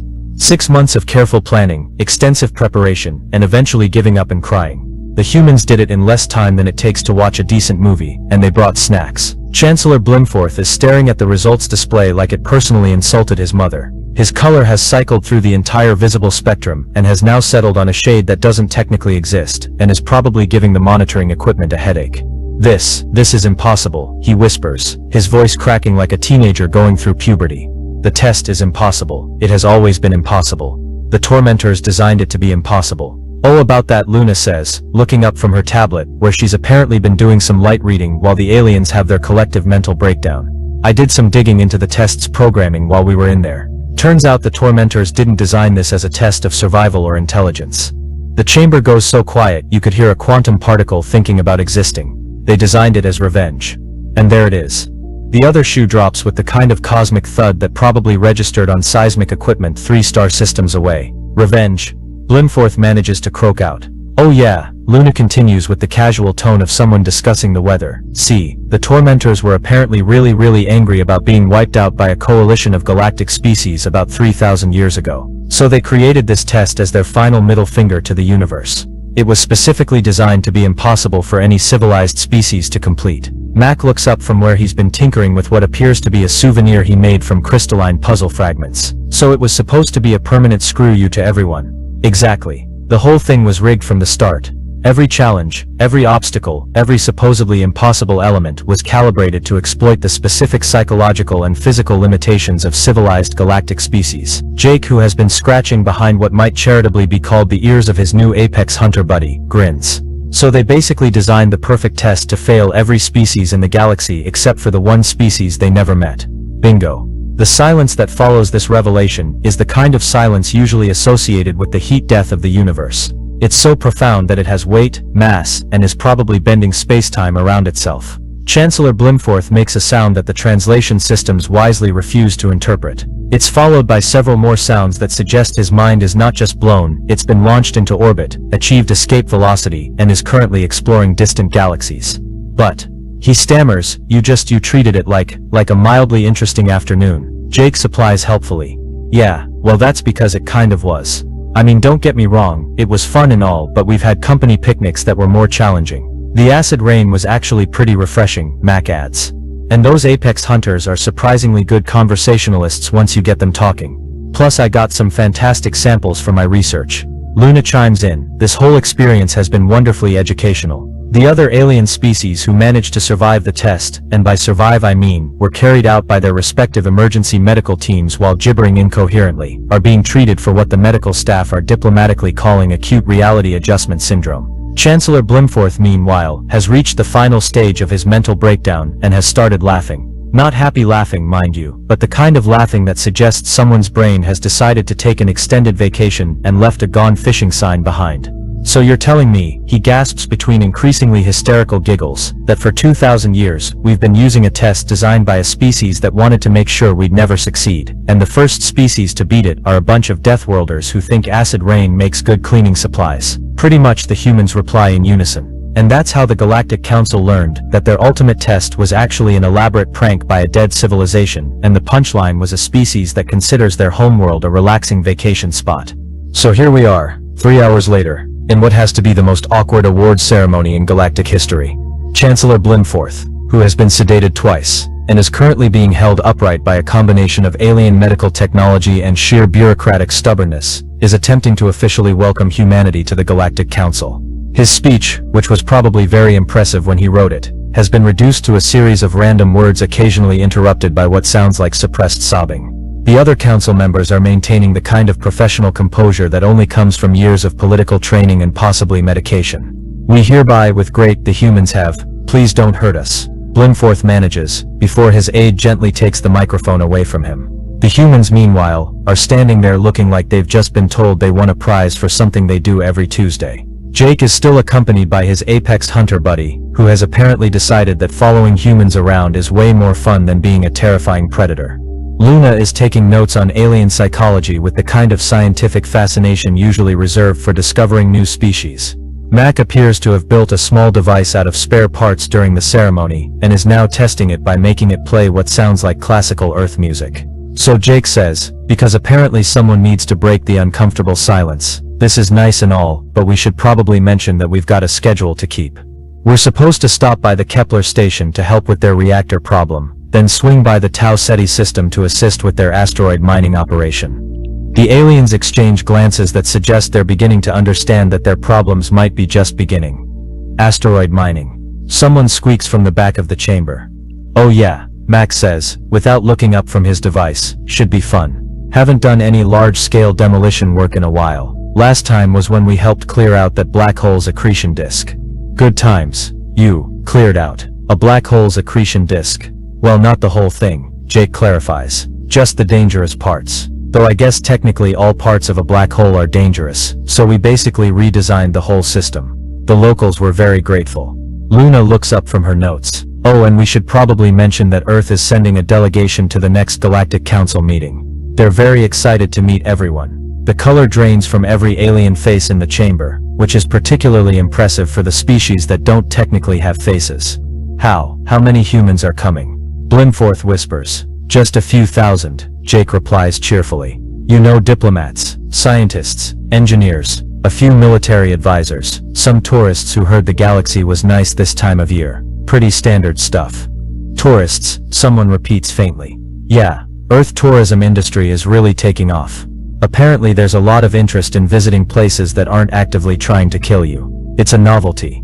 And with that casual revelation, the humans collect their certificates of membership, shake hands with various appendages, and head toward the exit. Jake's apex hunter friend trots along beside him like the galaxy's most dangerous therapy dog. Luna waves goodbye while somehow managing to take readings on the atmospheric composition of the chamber. Mac has his new device playing what sounds suspiciously like Earth's greatest hits. As they reach the door, Jake turns back with the kind of grin that has probably caused civilizations to surrender preemptively. Oh, one more thing, he says. Thanks for the test. It was actually pretty relaxing. Most fun we've had since we helped that neutron star with its rotation problem. You helped a neutron star with its rotation problem? Blimforth asks, though it sounds like he's not sure he wants to know the answer. Long story, Jake grins. We'll tell you about it next time. And with that, the humans leave, taking with them the last remnants of the Galactic Council's collective sanity, and leaving behind the kind of silence usually associated with the aftermath of natural disasters. In the distance, you can hear Chancellor Blimforth asking his aide to check if their insurance covers acts of casual human competence. The answer, it turns out, is no, it does not. The mining colony's warning systems flashed red across every screen in the control room. Blue Song's four hands moved quickly over the holographic controls, his crystalline body reflecting the emergency lights. The small colony of Astra beings had never expected trouble this far out in space. They were peaceful miners, working on the edge of known space, gathering rare minerals that their species needed for sustenance. Elder Blue Song called out Crystal Hum, the youngest operator in the room. The long-range scanners show multiple ships entering our system. They're not sending any friendly signals. Blue Song floated closer to the main screen, his transparent body clouding with worry. A natural reaction among the Astra. The ships on the screen were arranged in an attack formation. Anyone with even basic knowledge of space combat would recognize it. But the Astra weren't warriors. They had never needed to be. How many? Blue Song asked, his voice resonating like wind through crystal. 27 large vessels, Elder. And they matched the description of the Dark Swarm fleet. The control room fell silent. Everyone had heard stories of the Dark Swarm, the terror fleet that appeared from nowhere, stripped colonies bare, and disappeared with all resources and survivors. No one who encountered them ever returned to tell their tale. The only reason anyone knew about them was because of the evidence they left behind. Empty, broken colonies. We must contact the Galactic Council, said Crystal Hum, his young voice shaking. Blue Song's body dimmed slightly, their equivalent of shaking their head. The Council's nearest fleet is 3 weeks away at maximum speed. The Dark Swarm will be here in less than 2 days. The colony held 5,000 Astra souls. 5,000 of his people who had trusted him to lead them safely. Blue Song looked around the control room, seeing the fear in his people's clouding bodies. They were miners, scientists, families. They had no weapons, no defense systems beyond basic shields meant to protect against asteroids. Then he remembered something: the forbidden frequency. There is one option, Blue Song said slowly, but the council has forbidden contact with them. With who, Elder? Crystal Hum moved closer, hope returning some clarity to his form. The Deathworlders. The humans. Gasps echoed through the crystal walls. Every young Astra learned about humans in their history lessons. The strange beings from a planet that should have killed them. A species that evolved on a world with crushing gravity, deadly predators, and extreme temperature changes. Their bodies were dense with muscle and bone, their minds sharp with survival instincts, and their technology. Their technology was built to endure everything their hellish world had thrown at them. The Galactic Council had voted to isolate them centuries ago. Too dangerous, they said. Too unpredictable. Too willing to fight. The humans had accepted the decision with what they called a shrug, and simply continued building their empire in their assigned sector of space. But they had left behind one thing: an emergency frequency. A way to call for help if anyone ever truly needed them. Blue Song moved to the communications array. His fingers hesitated over the controls. Using this frequency would mean breaking the highest laws of the Council. But as he looked at the screen showing the approaching Dark Swarm fleet, he knew there was no choice. Elder, Crystal Hum whispered, the stories say humans are violent and unpredictable. They might be as dangerous as the Dark Swarm. Blue Song's body glowed with determination. The difference, young one, is the humans fight to protect. The Dark Swarm fight to destroy. Sometimes we must trust in the dangerous to save us from the evil. His fingers moved over the controls, inputting the frequency that no one had used in centuries. The emergency beacon activated, sending a powerful signal into the void of space. The message was simple, sent in the human language of English that all Astra learned as part of their history studies. To any human ships, this is the Astra mining colony in Sector 7B9. We are under attack by a hostile fleet. We have no weapons. We have children. Please help us. Please. The message shot out faster than light, racing through the darkness between stars. All they could do now was wait, and hope that the most feared species in the galaxy would choose to answer their call. Crystal Hum moved to the window, looking up at the stars. Do you think they'll come, Elder? Blue Song joined him at the window. The stories say that humans never abandon a cry for help. Now we will see if the stories are true. Above them, the stars continue to shine, unknowing of the drama unfolding beneath them. Somewhere out there, their message was speeding through space, searching for the only beings in the galaxy that the Dark Swarm had never dared to attack. The Deathworlders, the humans, their last hope. Admiral Marcus stood on the bridge of the Earth Fleet's flagship, Thunder, his weathered face illuminated by the soft blue glow of holographic displays. The massive ship, nearly 2 miles long, cruised through hyperspace with its escort fleet of 15 vessels. They were returning from a routine patrol of human space when the signal came through. Admiral, called out Lieutenant Reed from the communication station. We're picking up a distress signal. It's using the emergency frequency, sir. Marcus straightened his back. The emergency frequency hadn't been used in over 200 years, not since the Galactic Council had decided that humanity was too dangerous to interact with. They'd left the frequency as a final lifeline, knowing that someday, someone might need the very thing that made humans so feared: their ability to fight. Play it, Marcus ordered, his voice deep and calm. The message echoed through the bridge, the alien voice speaking careful English, begging for help. The crew fell silent as they listened to the desperation in those words. Sir, the ship's eye, Atlas, appeared as a blue hologram. The signal originates from an Astra mining colony. Scans indicate they are being approached by 27 warships. Based on their formation and energy signatures, they match known Dark Swarm patterns. Marcus's jaw tightened. Everyone had heard of the Dark Swarm, pirates and raiders who preyed on peaceful species. They'd never dared enter human space, but their reputation for cruelty was well known. "Time to intercept if we alter course," Marcus asked. 38 hours at maximum safe speed," Atlas replied. "However, the Dark Swarm will reach the colony in 47 hours. We have a narrow window, Admiral." Lieutenant Reed looked up from her station. "Sir, the Galactic Council's laws clearly forbid us from entering that sector. We'd be breaking at least 6 major treaties." Marcus walked to the front viewport, watching the streaks of hyperspace light pass by. He thought about the fear in that alien voice, about the children mentioned in the message. He thought about how humanity had accepted their isolation, understanding the galaxy's fear of them.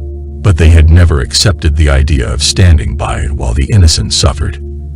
"Atlas," he said quietly, "what happens to Astra colonies when the Dark Swarm finds them?" The AI's hologram flickered. "Based on historical data, sir. Total destruction. No survivors." Marcus turned to face his crew. Every eye on the bridge was fixed on him. They all knew what was at stake. Not just the lives of the colonists, but possibly humanity's standing in the galaxy. Breaking the treaties could lead to even stricter isolation, maybe even sanctions. "Send a message to Earth Command," Marcus ordered. "Inform them that we received an emergency signal and are responding as per Article 7 of the Human Emergency Response Protocol." A small smile crossed Lieutenant Reed's face. Article 7 was an old Earth law, predating their contact with aliens. Any ship captain who ignores a distress signal is guilty of failing to render assistance under maritime law. "Atlas, plot an intercept course. Push the engines to maximum. Lieutenant Reed, send a message to the colony. Tell them," he paused, choosing his words carefully, "tell them help is coming." "Sir." Atlas's hologram flickered with calculations. "Even at maximum speed, we have only a 9% chance of arriving before the Dark Swarm begins their attack." Marcus smiled, and there was something in that smile that reminded everyone on the bridge why humanity had earned their fearsome reputation. "Then we'll just have to be quick about the rescue, won't we?" "All hands," his voice echoed through the ship's communications. "Battle stations. We're about to remind the galaxy why you don't hunt the innocent in our universe." The massive engines of the Thunder roared to life, pushing the ship faster through hyperspace. Behind it, 15 other human warships followed, their crews preparing for battle. They had trained all their lives for this, carrying the hope that someday, someone would need protectors more than they feared humanity's strength. In the command chair, Marcus watched as his crew worked with practiced efficiency. They had been called monsters, dangers, deathworlders. But now, they would show the galaxy the truth about humanity, that the same strength that made them dangerous also made them the best possible allies. "Hold on," he whispered to the distant colony. "The monsters are coming to save you." The Dark Swarm fleet dropped out of hyperspace like a swarm of metal locusts, their black ships blocking out the stars above the colony. Blue Song watched from the underground command center as the first shots lit up the morning sky, tearing through the colony's weak shields as if they were made of paper. "Everyone is in the shelters," Crystal Hum reported, his crystalline form dimming with fear. "All 5,000 colonists are below ground level. The underground chambers had been built to protect against solar radiation and meteor strikes, not warships. But they were better than nothing." Blue Song watched the main screen as the first Dark Swarm landing craft touched down near the main mining facilities. "They're not destroying everything," noticed one of the operators. "They're being careful with the equipment." Blue Song's form clouded with understanding. "Because they want our mining machinery. They don't just destroy. They steal what they can use." The first images of the Dark Swarm troops came through the security cameras. They moved like oil across water, their black armor making them look like walking shadows. Each one carried weapons that hummed with deadly energy. The Astra had always thought of themselves as tall, but these creatures towered over their normal height by at least 2 feet. "Elder," Crystal Hum's voice shook, We received a response from the humans before the dark swarm arrived. They're coming. Should we try to hold out? Blue Song watched as the dark swarm methodically began searching the colony's buildings. Their movements were practiced, efficient. They'd done this many times before. We have no choice but to hold out, he said. But we must be smart. Atlas, seal all data cores. Activate the emergency deletion protocols. The colony's maintenance AI responded with a soft chime. Data cores sealed, Elder. All mining records in colonial databases are now locked behind quantum encryption. The dark swarm had reached the main administration building. Through the cameras, Blue Song could see them placing small devices on walls and doors. Seconds later, those devices pulsed with energy, and the locks melted away. They're going to find us, whispered one of the younger operators, her crystal form almost transparent with fear. Yes, Blue Song agreed, but they won't find us easily, and they won't find what they're looking for. The colonists had spent the last 2 days preparing. They'd hidden their most valuable mining data, scattered their food supplies across multiple storage rooms, and set up false leads that would take time to investigate, time they desperately needed. A loud boom echoed through the underground chambers. The dark swarm had found one of the main entrance points to the underground complex. All security doors, close and lock. Blue Song ordered. Activate the emergency maze protocol. The underground complex had been built with a clever design feature.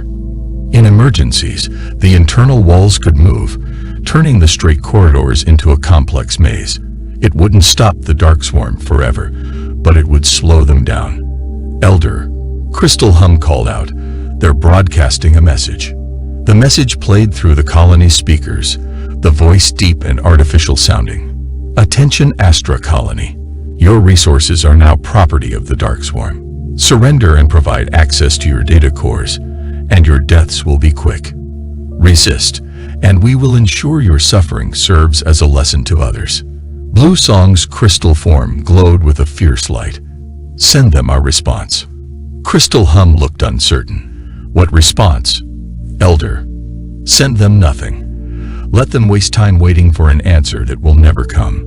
Every minute they spend waiting is another minute closer to our rescue. Through the cameras, they watched as the dark swarm forces grew frustrated with the silence.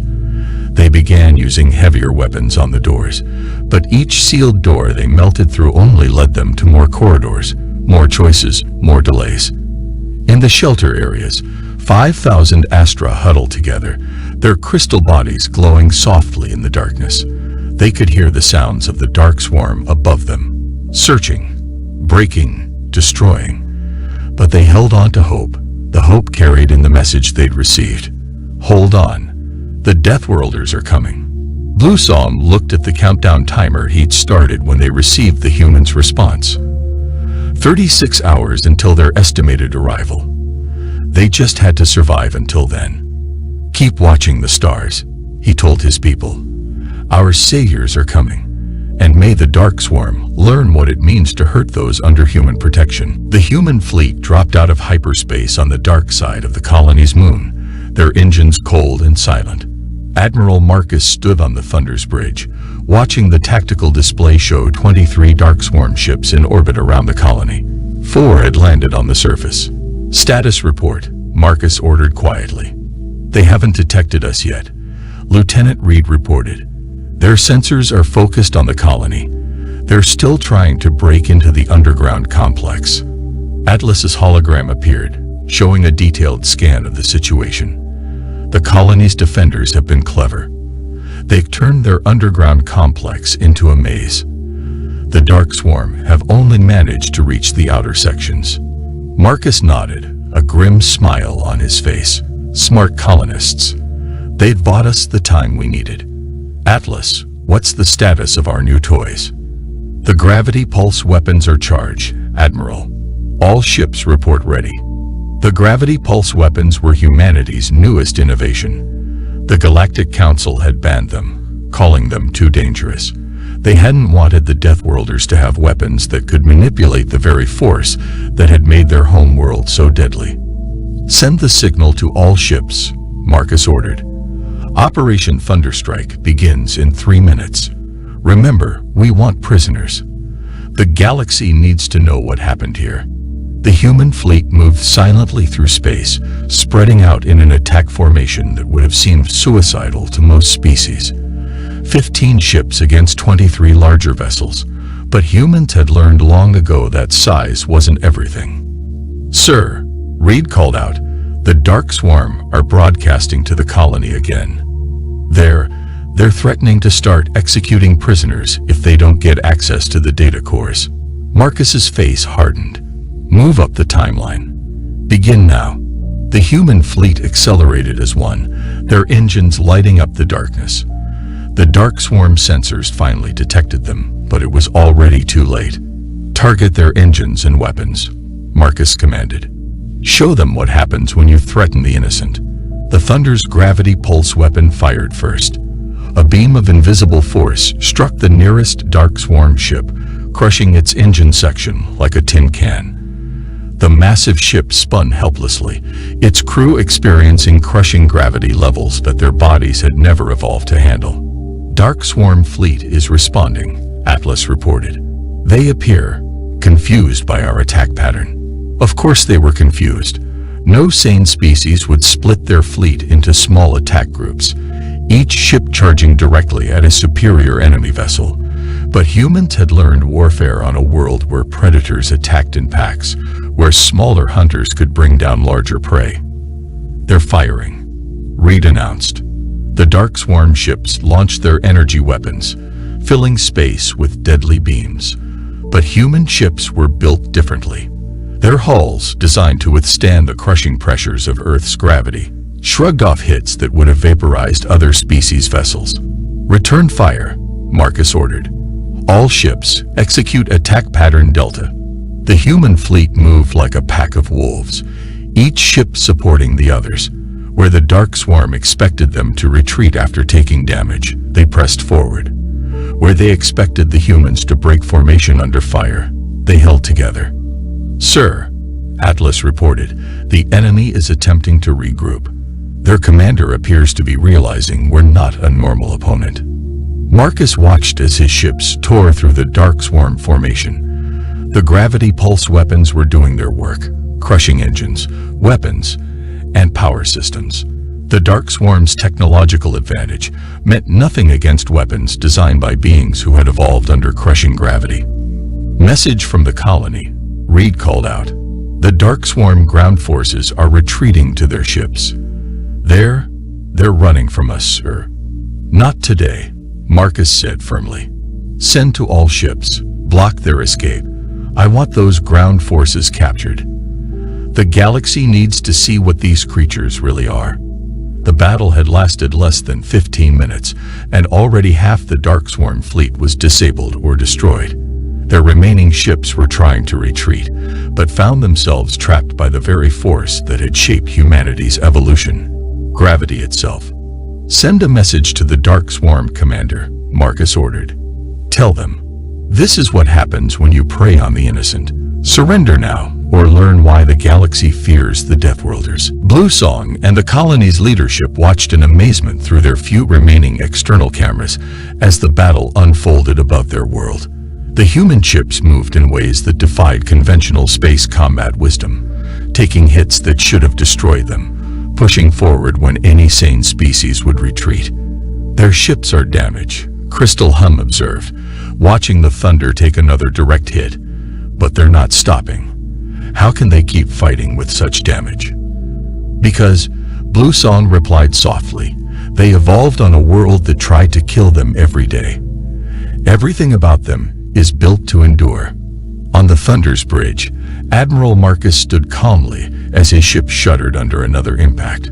Warning lights flashed across multiple systems, but he knew his ship could take it. They had built their vessels like they built everything else, to survive whatever the universe threw at them.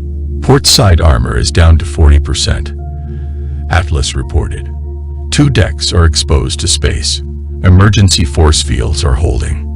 "Crew status?" Marcus asked, watching as another Dark Swarm ship succumbed to the gravity weapons. 3 injured, No casualties, Reed reported. Damage control teams are already repairing the breaches. They say they've done harder repairs during training. Sir, the Dark Swarm commander, Lord Hunter, watched from his flagship with growing horror as his fleet was systematically torn apart by ships that should have been destroyed 3 times over. His species had ruled the dark spaces between stars through superior technology and tactical doctrine. But these humans ignored everything they knew about warfare. My lord, his second reported, the human vessels are still advancing. Their hulls are heavily damaged, but their weapons remain at full power. They're not retreating. Why aren't they retreating? Because they're insane, Lord Hunter hissed. No species fights like this. No one advances into superior firepower. No one.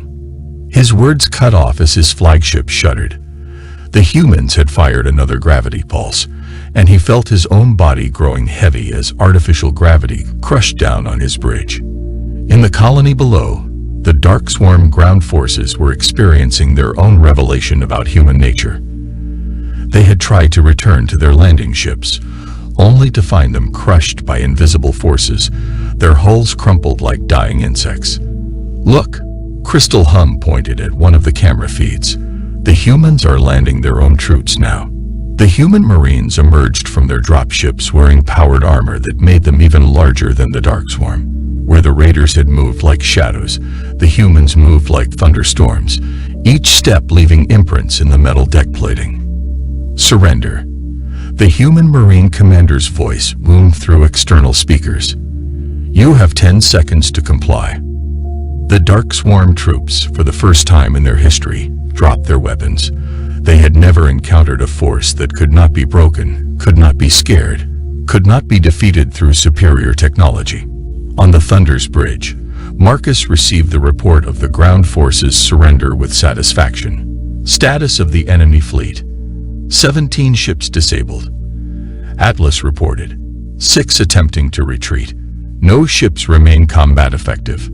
Marcus opened a channel to all vessels, friend and foe alike. This is Admiral Marcus of the Human Third Fleet.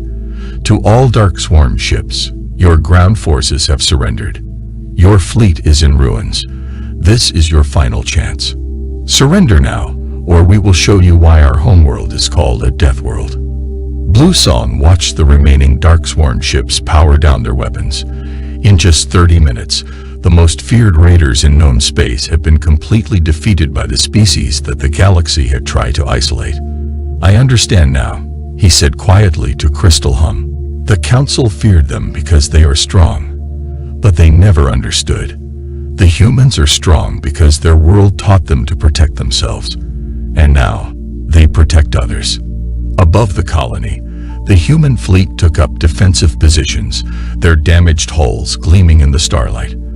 They had arrived as saviors and proven themselves to be not just warriors, but guardians. The Deathworlders had shown the galaxy that being dangerous and being noble were not mutually exclusive. Lord Hunter of the Dark Swarm stood on his flagship's bridge, watching as his mighty fleet drifted powerless in space. The human gravity weapons had turned his once proud armada into floating wreckage. But he still had one card to play. One final move that had always worked before. Open a channel to the human flagship, he ordered, his black armor gleaming under the emergency lights. Admiral Marcus appeared on the main screen, his weathered face showing no emotion. Behind him, the human bridge crews worked calmly despite the battle damage visible around them. You fight well, human, Lord Hunter began, using his most diplomatic tone. Perhaps we can reach an arrangement. We have wealth beyond. Stop, Marcus cut him off. We're not interested in bribes. Surrender your ships and prepare to be boarded. Lord Hunter's red eyes narrowed. You don't understand. The Dark Swarm have resources across 50 star systems. We could offer you 50 systems you've stolen from others. Marcus interrupted again. Lieutenant Reed, how many colonies have the Dark Swarm raided in the past year? 23 confirmed attacks. Sir, Reed reported. No survivors found at any of them. The human admiral's face hardened. You see, Lord Hunter, we've been watching you for a long time. We stayed in our assigned sector of space, respecting the Council's wishes. But we never stopped monitoring what happened beyond our borders. On the colony below, Blue Song and his people had emerged from their underground shelters. Human Marines in powered armor stood guard as medical teams treated the few injuries from the siege. The colonists watched the exchange between the two commanders on public channels, their crystal bodies glowing with interest. "You can't do this," Lord Hunter snarled, his diplomatic mask falling away. "We are the Dark Swarm. We take what we want. You're nothing but bullies," Marcus said calmly. "You prey on those who can't fight back. But you made a mistake today. You attacked someone who asked us for help." The Thunder's massive form moved closer to the Dark Swarm flagship, its damaged hull somehow making it look even more threatening. Like a warrior wearing battle scars with pride. "One last chance," Marcus offered. "Surrender now, and you'll face justice for your crimes. Resist, and we'll show you what happens when you push Deathworlders too far." Lord Hunter slammed his fist on his command console. "We are the supreme power in the dark spaces. We will not bow to lesser beings who should have died on their brutal world." A small smile crossed Marcus's face. "You still don't understand. We didn't survive our world. We mastered it. Atlas, execute final warning." The human fleet's gravity weapons powered up again, but this time they worked in reverse. Instead of crushing, they nullified the artificial gravity on every Darksworn ship. For most species, this would be an inconvenience, but the Darkswarm, evolved in low-gravity environments, found themselves floating helplessly. "Fun fact about humans," Marcus said as he watched the Darkswarm cruise flail in zero gravity. "We evolved to handle everything from 0 to 3 times Earth standard. Your bodies, on the other hand, are already showing signs of stress. In about 10 minutes, you'll start experiencing severe disorientation. In 20, organ failure begins." You wouldn't," Lord Hunter gasped, trying to grab onto something solid. "The Council forbids such weapons." "The Council forbids a lot of things," Marcus replied, "including helping peaceful colonies under attack. So tell me, Lord Hunter, do you really want to bet your life that we always follow the rules?" Through the video feed, Lord Hunter could see the determination in the human's eyes. He saw no fear, no hesitation, no doubt. He saw what his species had never understood, that the most dangerous beings in the galaxy were not those who loved violence, but those who had learned to use their strength to protect others. We surrender," Lord Hunter said finally. "Full and unconditional surrender." Marcus nodded once. "Wise choice. Atlas, restore their gravity. Marine teams, prepare for boarding. Let's show the galaxy what happens when raiders meet protectors." Blue Song watched as human ships moved to secure the Dark Swarm fleet. "They did it," he said softly. "They actually did it." Crystal Hum nodded beside him. "Yes, Elder. But I think we all learned something today. The galaxy feared the human strength, but perhaps we should have feared what would happen without it." 3 months after the Battle of the Astra Colony, the Galactic Council chambers were packed with representatives from 100 species. The massive circular room hummed with excited conversation as, for the first time in 2 centuries, a human delegation stood at the speaker's podium. Admiral Marcus wore his formal uniform, the battle damage to his ship's hull now displayed proudly on the Thunder service record behind him. Beside him stood Blue Song, his crystal form glowing with steady confidence. "Members of the Council," Blue Song began, "3 months ago, my colony faced extinction at the hands of the Dark Swarm. We had a choice: follow your rules and die, or call upon those you had labeled too dangerous to contact. We chose to live." The chamber grew quiet. On the main display, footage from the battle played silently. Human ships charging forward despite devastating damage. Marines in powered armor protecting colonists. Medical teams treating the injured of all species. "The humans didn't just save us," Blue Song continued. "They showed us what true strength means. Their ships were damaged but never stopped. Their crews were injured but kept fighting. Not for glory, not for power, but to protect those who couldn't protect themselves. Admiral Marcus stepped forward. For 200 years, we respected your wishes. We stayed in our sector, built our colonies, and watched as raiders like the Dark Swarm preyed on peaceful species. We watched because you asked us to. But when someone finally called for help, we answered. The council leader, a tall being of pure energy, spoke up. The treaties were clear, Admiral. Your actions, while heroic, violated multiple laws. Laws? Marcus raised an eyebrow. Let me tell you about laws. On Earth, we have an ancient law of the sea. Any captain who ignores a distress signal is guilty of failing to render assistance. It's been part of our code since before we reached the stars. Because strength isn't just about having power, it's about how you use it. Blue Song activated a new display, showing the Dark Swarm, prison ships now under human guard. The Dark Swarm's leaders have confessed to attacking 57 colonies in the past decade. They chose their targets carefully, always peaceful species, always those who couldn't fight back. They assumed no one would come to help. But someone did come, Marcus added. And now we're here to propose a new arrangement. The chamber buzzed with interest. On the upper levels, representatives from a dozen mining colonies watched intently. They had all heard about how one distress call had brought humanity's finest to the rescue. We don't want to rule, Marcus explained.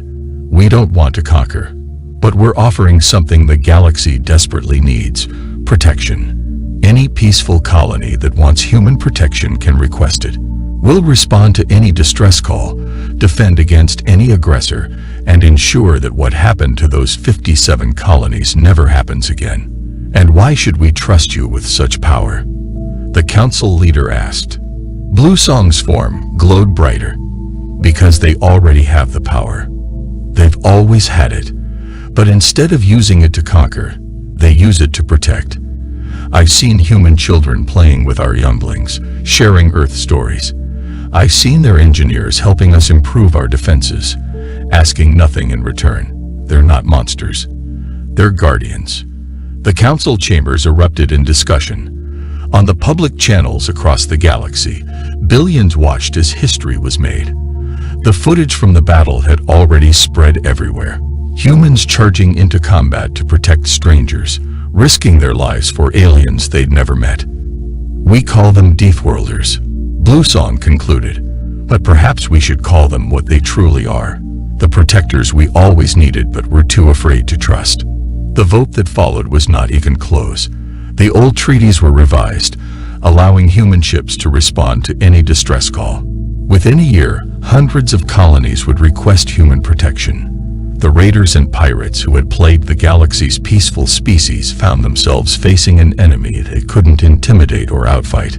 As Marcus and Blue Song left the council chambers, the Admiral smiled. You know, he said, back on Earth, there's an old saying. The only thing necessary for the triumph of evil is for good men to do nothing. Blue Song's crystal form sparkled. Then it's fortunate that when we called, the good men of Earth chose to do something. Above them, the Thunder waited in orbit, its battle scars now a badge of honor. The ship that had answered a desperate call and changed the galaxy forever. The Deathworlders had finally found their true purpose, not to be feared, but to be the guardians of those who needed them most. Admiral Kruntel stood at the observation deck of the Imperial flagship Eternal Glory, his four hands clasped behind his back as he gazed at the blue marble suspended in the vast darkness of space.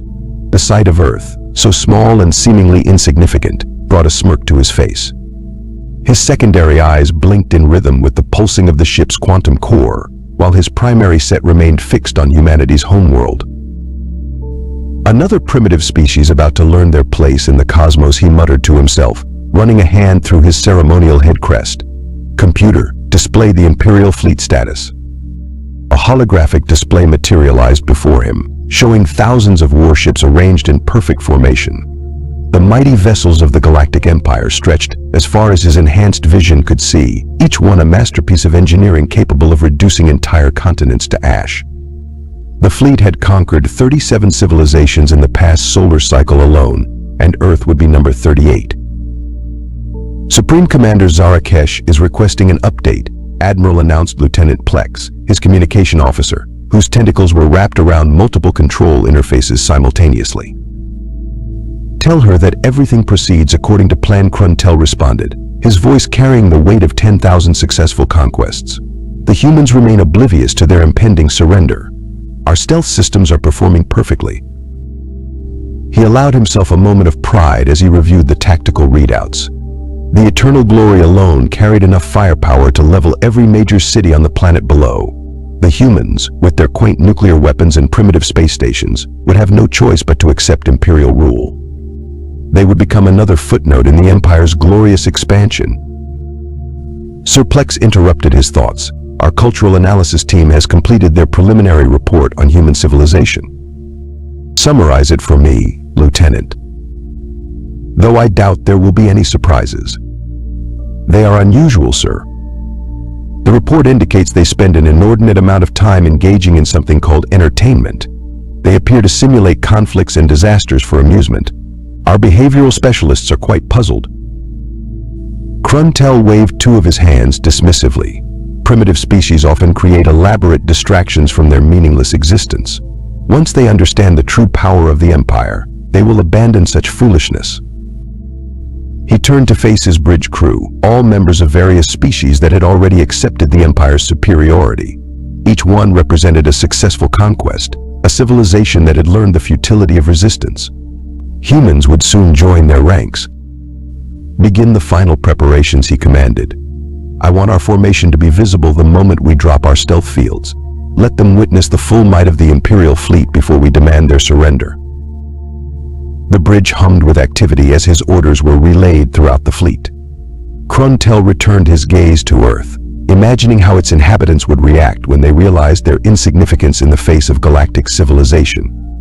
His victory was already written in the stars. Sir Plex spoke again, this time with a hint of confusion in his voice. We're detecting unusual energy signatures from the planet. They appear to be broadcasting entertainment signals at an increased rate. Irrelevant, Kruntel declared. They can distract themselves however they wish during their final hours of independence. Soon they will learn the true meaning of galactic order. As the fleet made its final adjustments, Admiral Kruntel allowed himself to imagine his upcoming triumph. Perhaps Supreme Commander Zarakesh would finally grant him governance of his own sector after this conquest. He had certainly earned it after centuries of loyal service. Little did Admiral Kruntel know that his carefully planned conquest was about to collide with humanity's most powerful weapon, their inexhaustible sense of humor. But for now, he stood confident and proud, fully assured that this would be just another routine addition to the Empire's ever-expanding borders. Deactivate stealth fields, Kruntel commanded, straightening his ceremonial armor. Begin transmission of the standard Imperial surrender demand on all frequencies. The massive fleet shimmed into visibility above Earth's atmosphere, thousands of ships appearing like stars against the darkness. Kruntel activated the broadcast system, his voice carrying the weight of countless conquered civilizations. People of Earth, he began, using the Empire's most intimidating diplomatic tone. Your planet has been chosen for integration into the Galactic Empire. Resistance is futile. You have one planetary rotation to surrender your governing bodies and submit to Imperial rule. Should you refuse? He paused for dramatic effect, but before he could continue, Lieutenant Plex's tentacles started writhing in confusion. Admiral, we're receiving thousands of responses, but they're not what we expected. Display them, Kruntel ordered, expecting to see the usual panicked reactions from planetary leaders. Instead, the main screen filled with what humans called memes. One showed his own image, expertly edited to wear something called a party hat, with text reading shows up to conquer Earth. Doesn't even bring snacks. Another displayed the Imperial fleet with the caption space door dash looking kinda aggressive today. What is the meaning of this? Kruntel demanded, his secondary eyes twitching in confusion. Sir, humans are broadcasting these images across their global information network. They're turning our surrender demand into something called a trending topic. The communications officer displayed more responses. Someone had already created a parody song of the surrender demand, set to a catchy tune. It was rapidly gaining what humans called views. "This is unprecedented," growled Kruntel. "No species has ever responded to the standard imperial surrender demand with entertainment." He straightened himself again. "Send the follow-up threat. Show them our planet-cracking capabilities." The fleet moved into attack formation, and several ships demonstrated their power by vaporizing a small uninhabited moon. Kruntel began his second speech, but was interrupted by Lieutenant Plex again. "Sir, humans are now organizing what they call watch parties.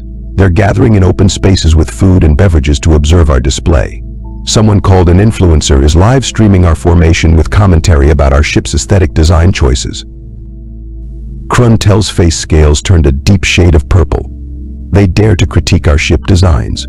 The Imperial fleet architecture has struck fear into the hearts of countless species. "They're not afraid," Sir Plex reported, scanning through more human broadcasts.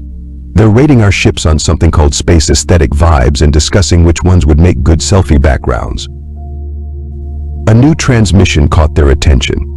A human entertainment channel was providing live coverage of the invasion, complete with expert commentary and social media reactions. The hosts were debating whether the Imperial fleet's color scheme was a bit too last season. "Enough," Kruntel bellowed. "Launch the intimidation probes. Show them the consequences of their insolence." Thousands of probes descended toward Earth's major cities, designed to project fear-inducing holograms of planetary devastation. Within minutes, humans had somehow incorporated these projections into their entertainment. Street performers were using them as backgrounds for impromptu dance numbers. Admiral Plex said hesitantly, "The humans have started a competition to create something called memes about our invasion.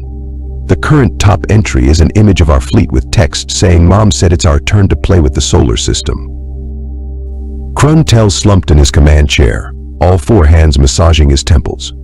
In all his centuries of conquest, he had never encountered a species that responded to imminent doom with jokes. The Empire's carefully crafted intimidation protocols were useless against opponents who turned threats into entertainment. Sir Plex ventured carefully.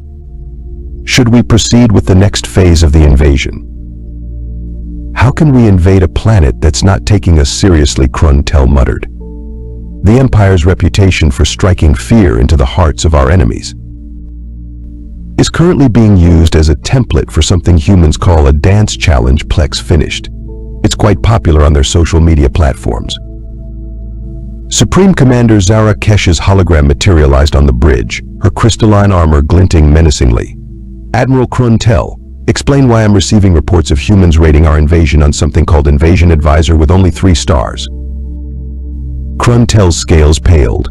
"Supreme Commander, we are implementing the standard intimidation protocol. Phase 3 will surely.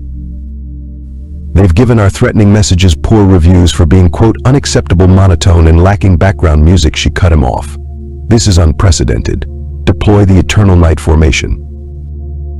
The entire Imperial fleet began its carefully choreographed maneuver, thousands of ships moving in perfect synchronization to blot out Earth's sun. It was a sight that had made hardened warrior races beg for mercy.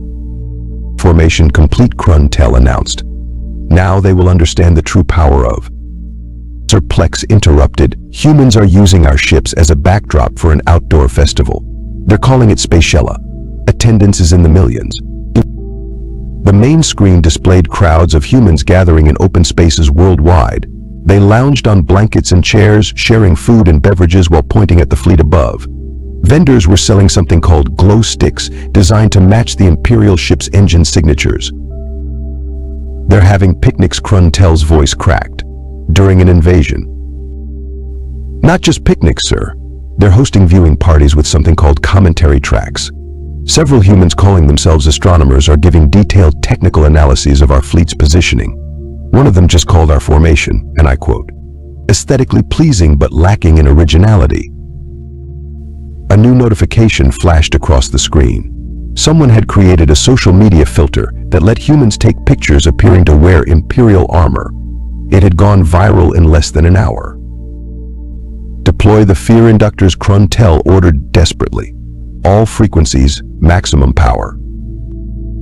The fleet's most advanced psychological warfare technology activated, broadcasting subsonic frequencies designed to trigger panic in lesser species. The human's response was not what anyone expected. Sir, they're using our fear inductor frequencies as baselines for dance music, Plex reported, his tentacles trembling in disbelief. Several human musicians are already releasing remixes. One of them has reached something called the top charts. Supreme Commander Zara Kesh's hologram flickered with barely contained rage. Admiral, explain why our invasion has its own entertainment category on their streaming platforms.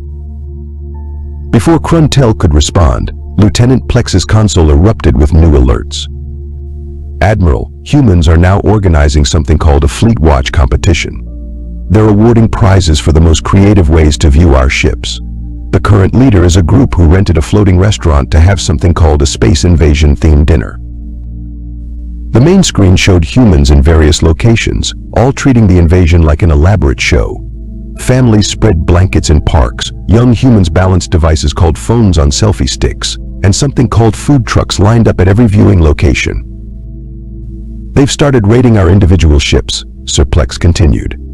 The Eternal Glory is trending because someone said its design looks like, and I quote, a space Gothic cathedral had a baby with a disco ball. Kruntel slumped further in his chair. How many military vessels are in Earth's orbit? None, sir. Their space force hasn't deployed, though they are using their orbital cameras to create something called a live stream documentary about our fleet's architectural influences. No military response at all. Well, Plex hesitated. They have launched several small devices toward our ships, but they appear to be camera drones? They're capturing close-up footage for something called an Imperial Fleet Instagram reel. A notification chimed, and Plex's tentacles curled in surprise. Sir, we're being invited to participate in multiple talk shows. They want to interview you about, and I'm reading this directly, your inspiration for the invasion aesthetic and whether you'd consider doing a collaboration with their entertainment industry. Supreme Commander Zara Kesh's hologram loomed over the bridge. Admiral Kruntel, in all my centuries of conquest, I have never seen such a complete failure of intimidation tactics. These humans, they're making us look. Trendy Plex supplied helpfully. According to their social media metrics, Imperial fashion is now, as they say, all the rage. Several human clothing designers have already released collections inspired by our armor. Enough, Supreme Commander Zara Kesh roared. Admiral Kruntel, you will commence military operations immediately. I want this planet under Imperial control before they turn our entire invasion into an entertainment franchise. Kruntel straightened in his chair. Yes, Supreme Commander. All ships, battle formations. Launch the Seekers. Thousands of automated combat drones poured from the Imperial ships, their quantum weapons primed. They descended toward Earth's major cities in perfect attack formation, ready to demonstrate the Empire's overwhelming military superiority. Sir Plex reported, they're deploying something against our Seekers. Finally, show me their primitive defensive weapons. The main screen displayed the humans' response. Kruntel's jaw dropped. Thousands of small aerial devices rose to meet the Seekers, each one trailing a banner. Some carried messages like "Welcome to Earth," "Try our tacos." Others displayed corporate logos and something called promotional codes. Those are advertising drones, Plex explained. They're using them to sell products to our invasion force. The Seekers, programmed to engage hostile military targets, found themselves surrounded by decidedly non-military devices. Their combat algorithms struggled to process the situation. Sir, our Seekers are becoming entangled in something called sponsored content. 3 squadrons have already received promotional offers for local restaurants. Kruntel slammed all 4 hands on his command console. Launch the ground forces. Deploy the Devastator mechs. Massive war machines descended from the fleet, each one capable of leveling a city. They landed in strategic locations, ready to begin their unstoppable advance. But again, the humans had other ideas. Admiral Plex's voice quivered with disbelief. Humans are approaching our Devastator mechs with food trucks. The screen showed the massive war machine surrounded by vehicles selling various Earth cuisines. Crowds gathered around them, treating the invasion force like some sort of festival attraction.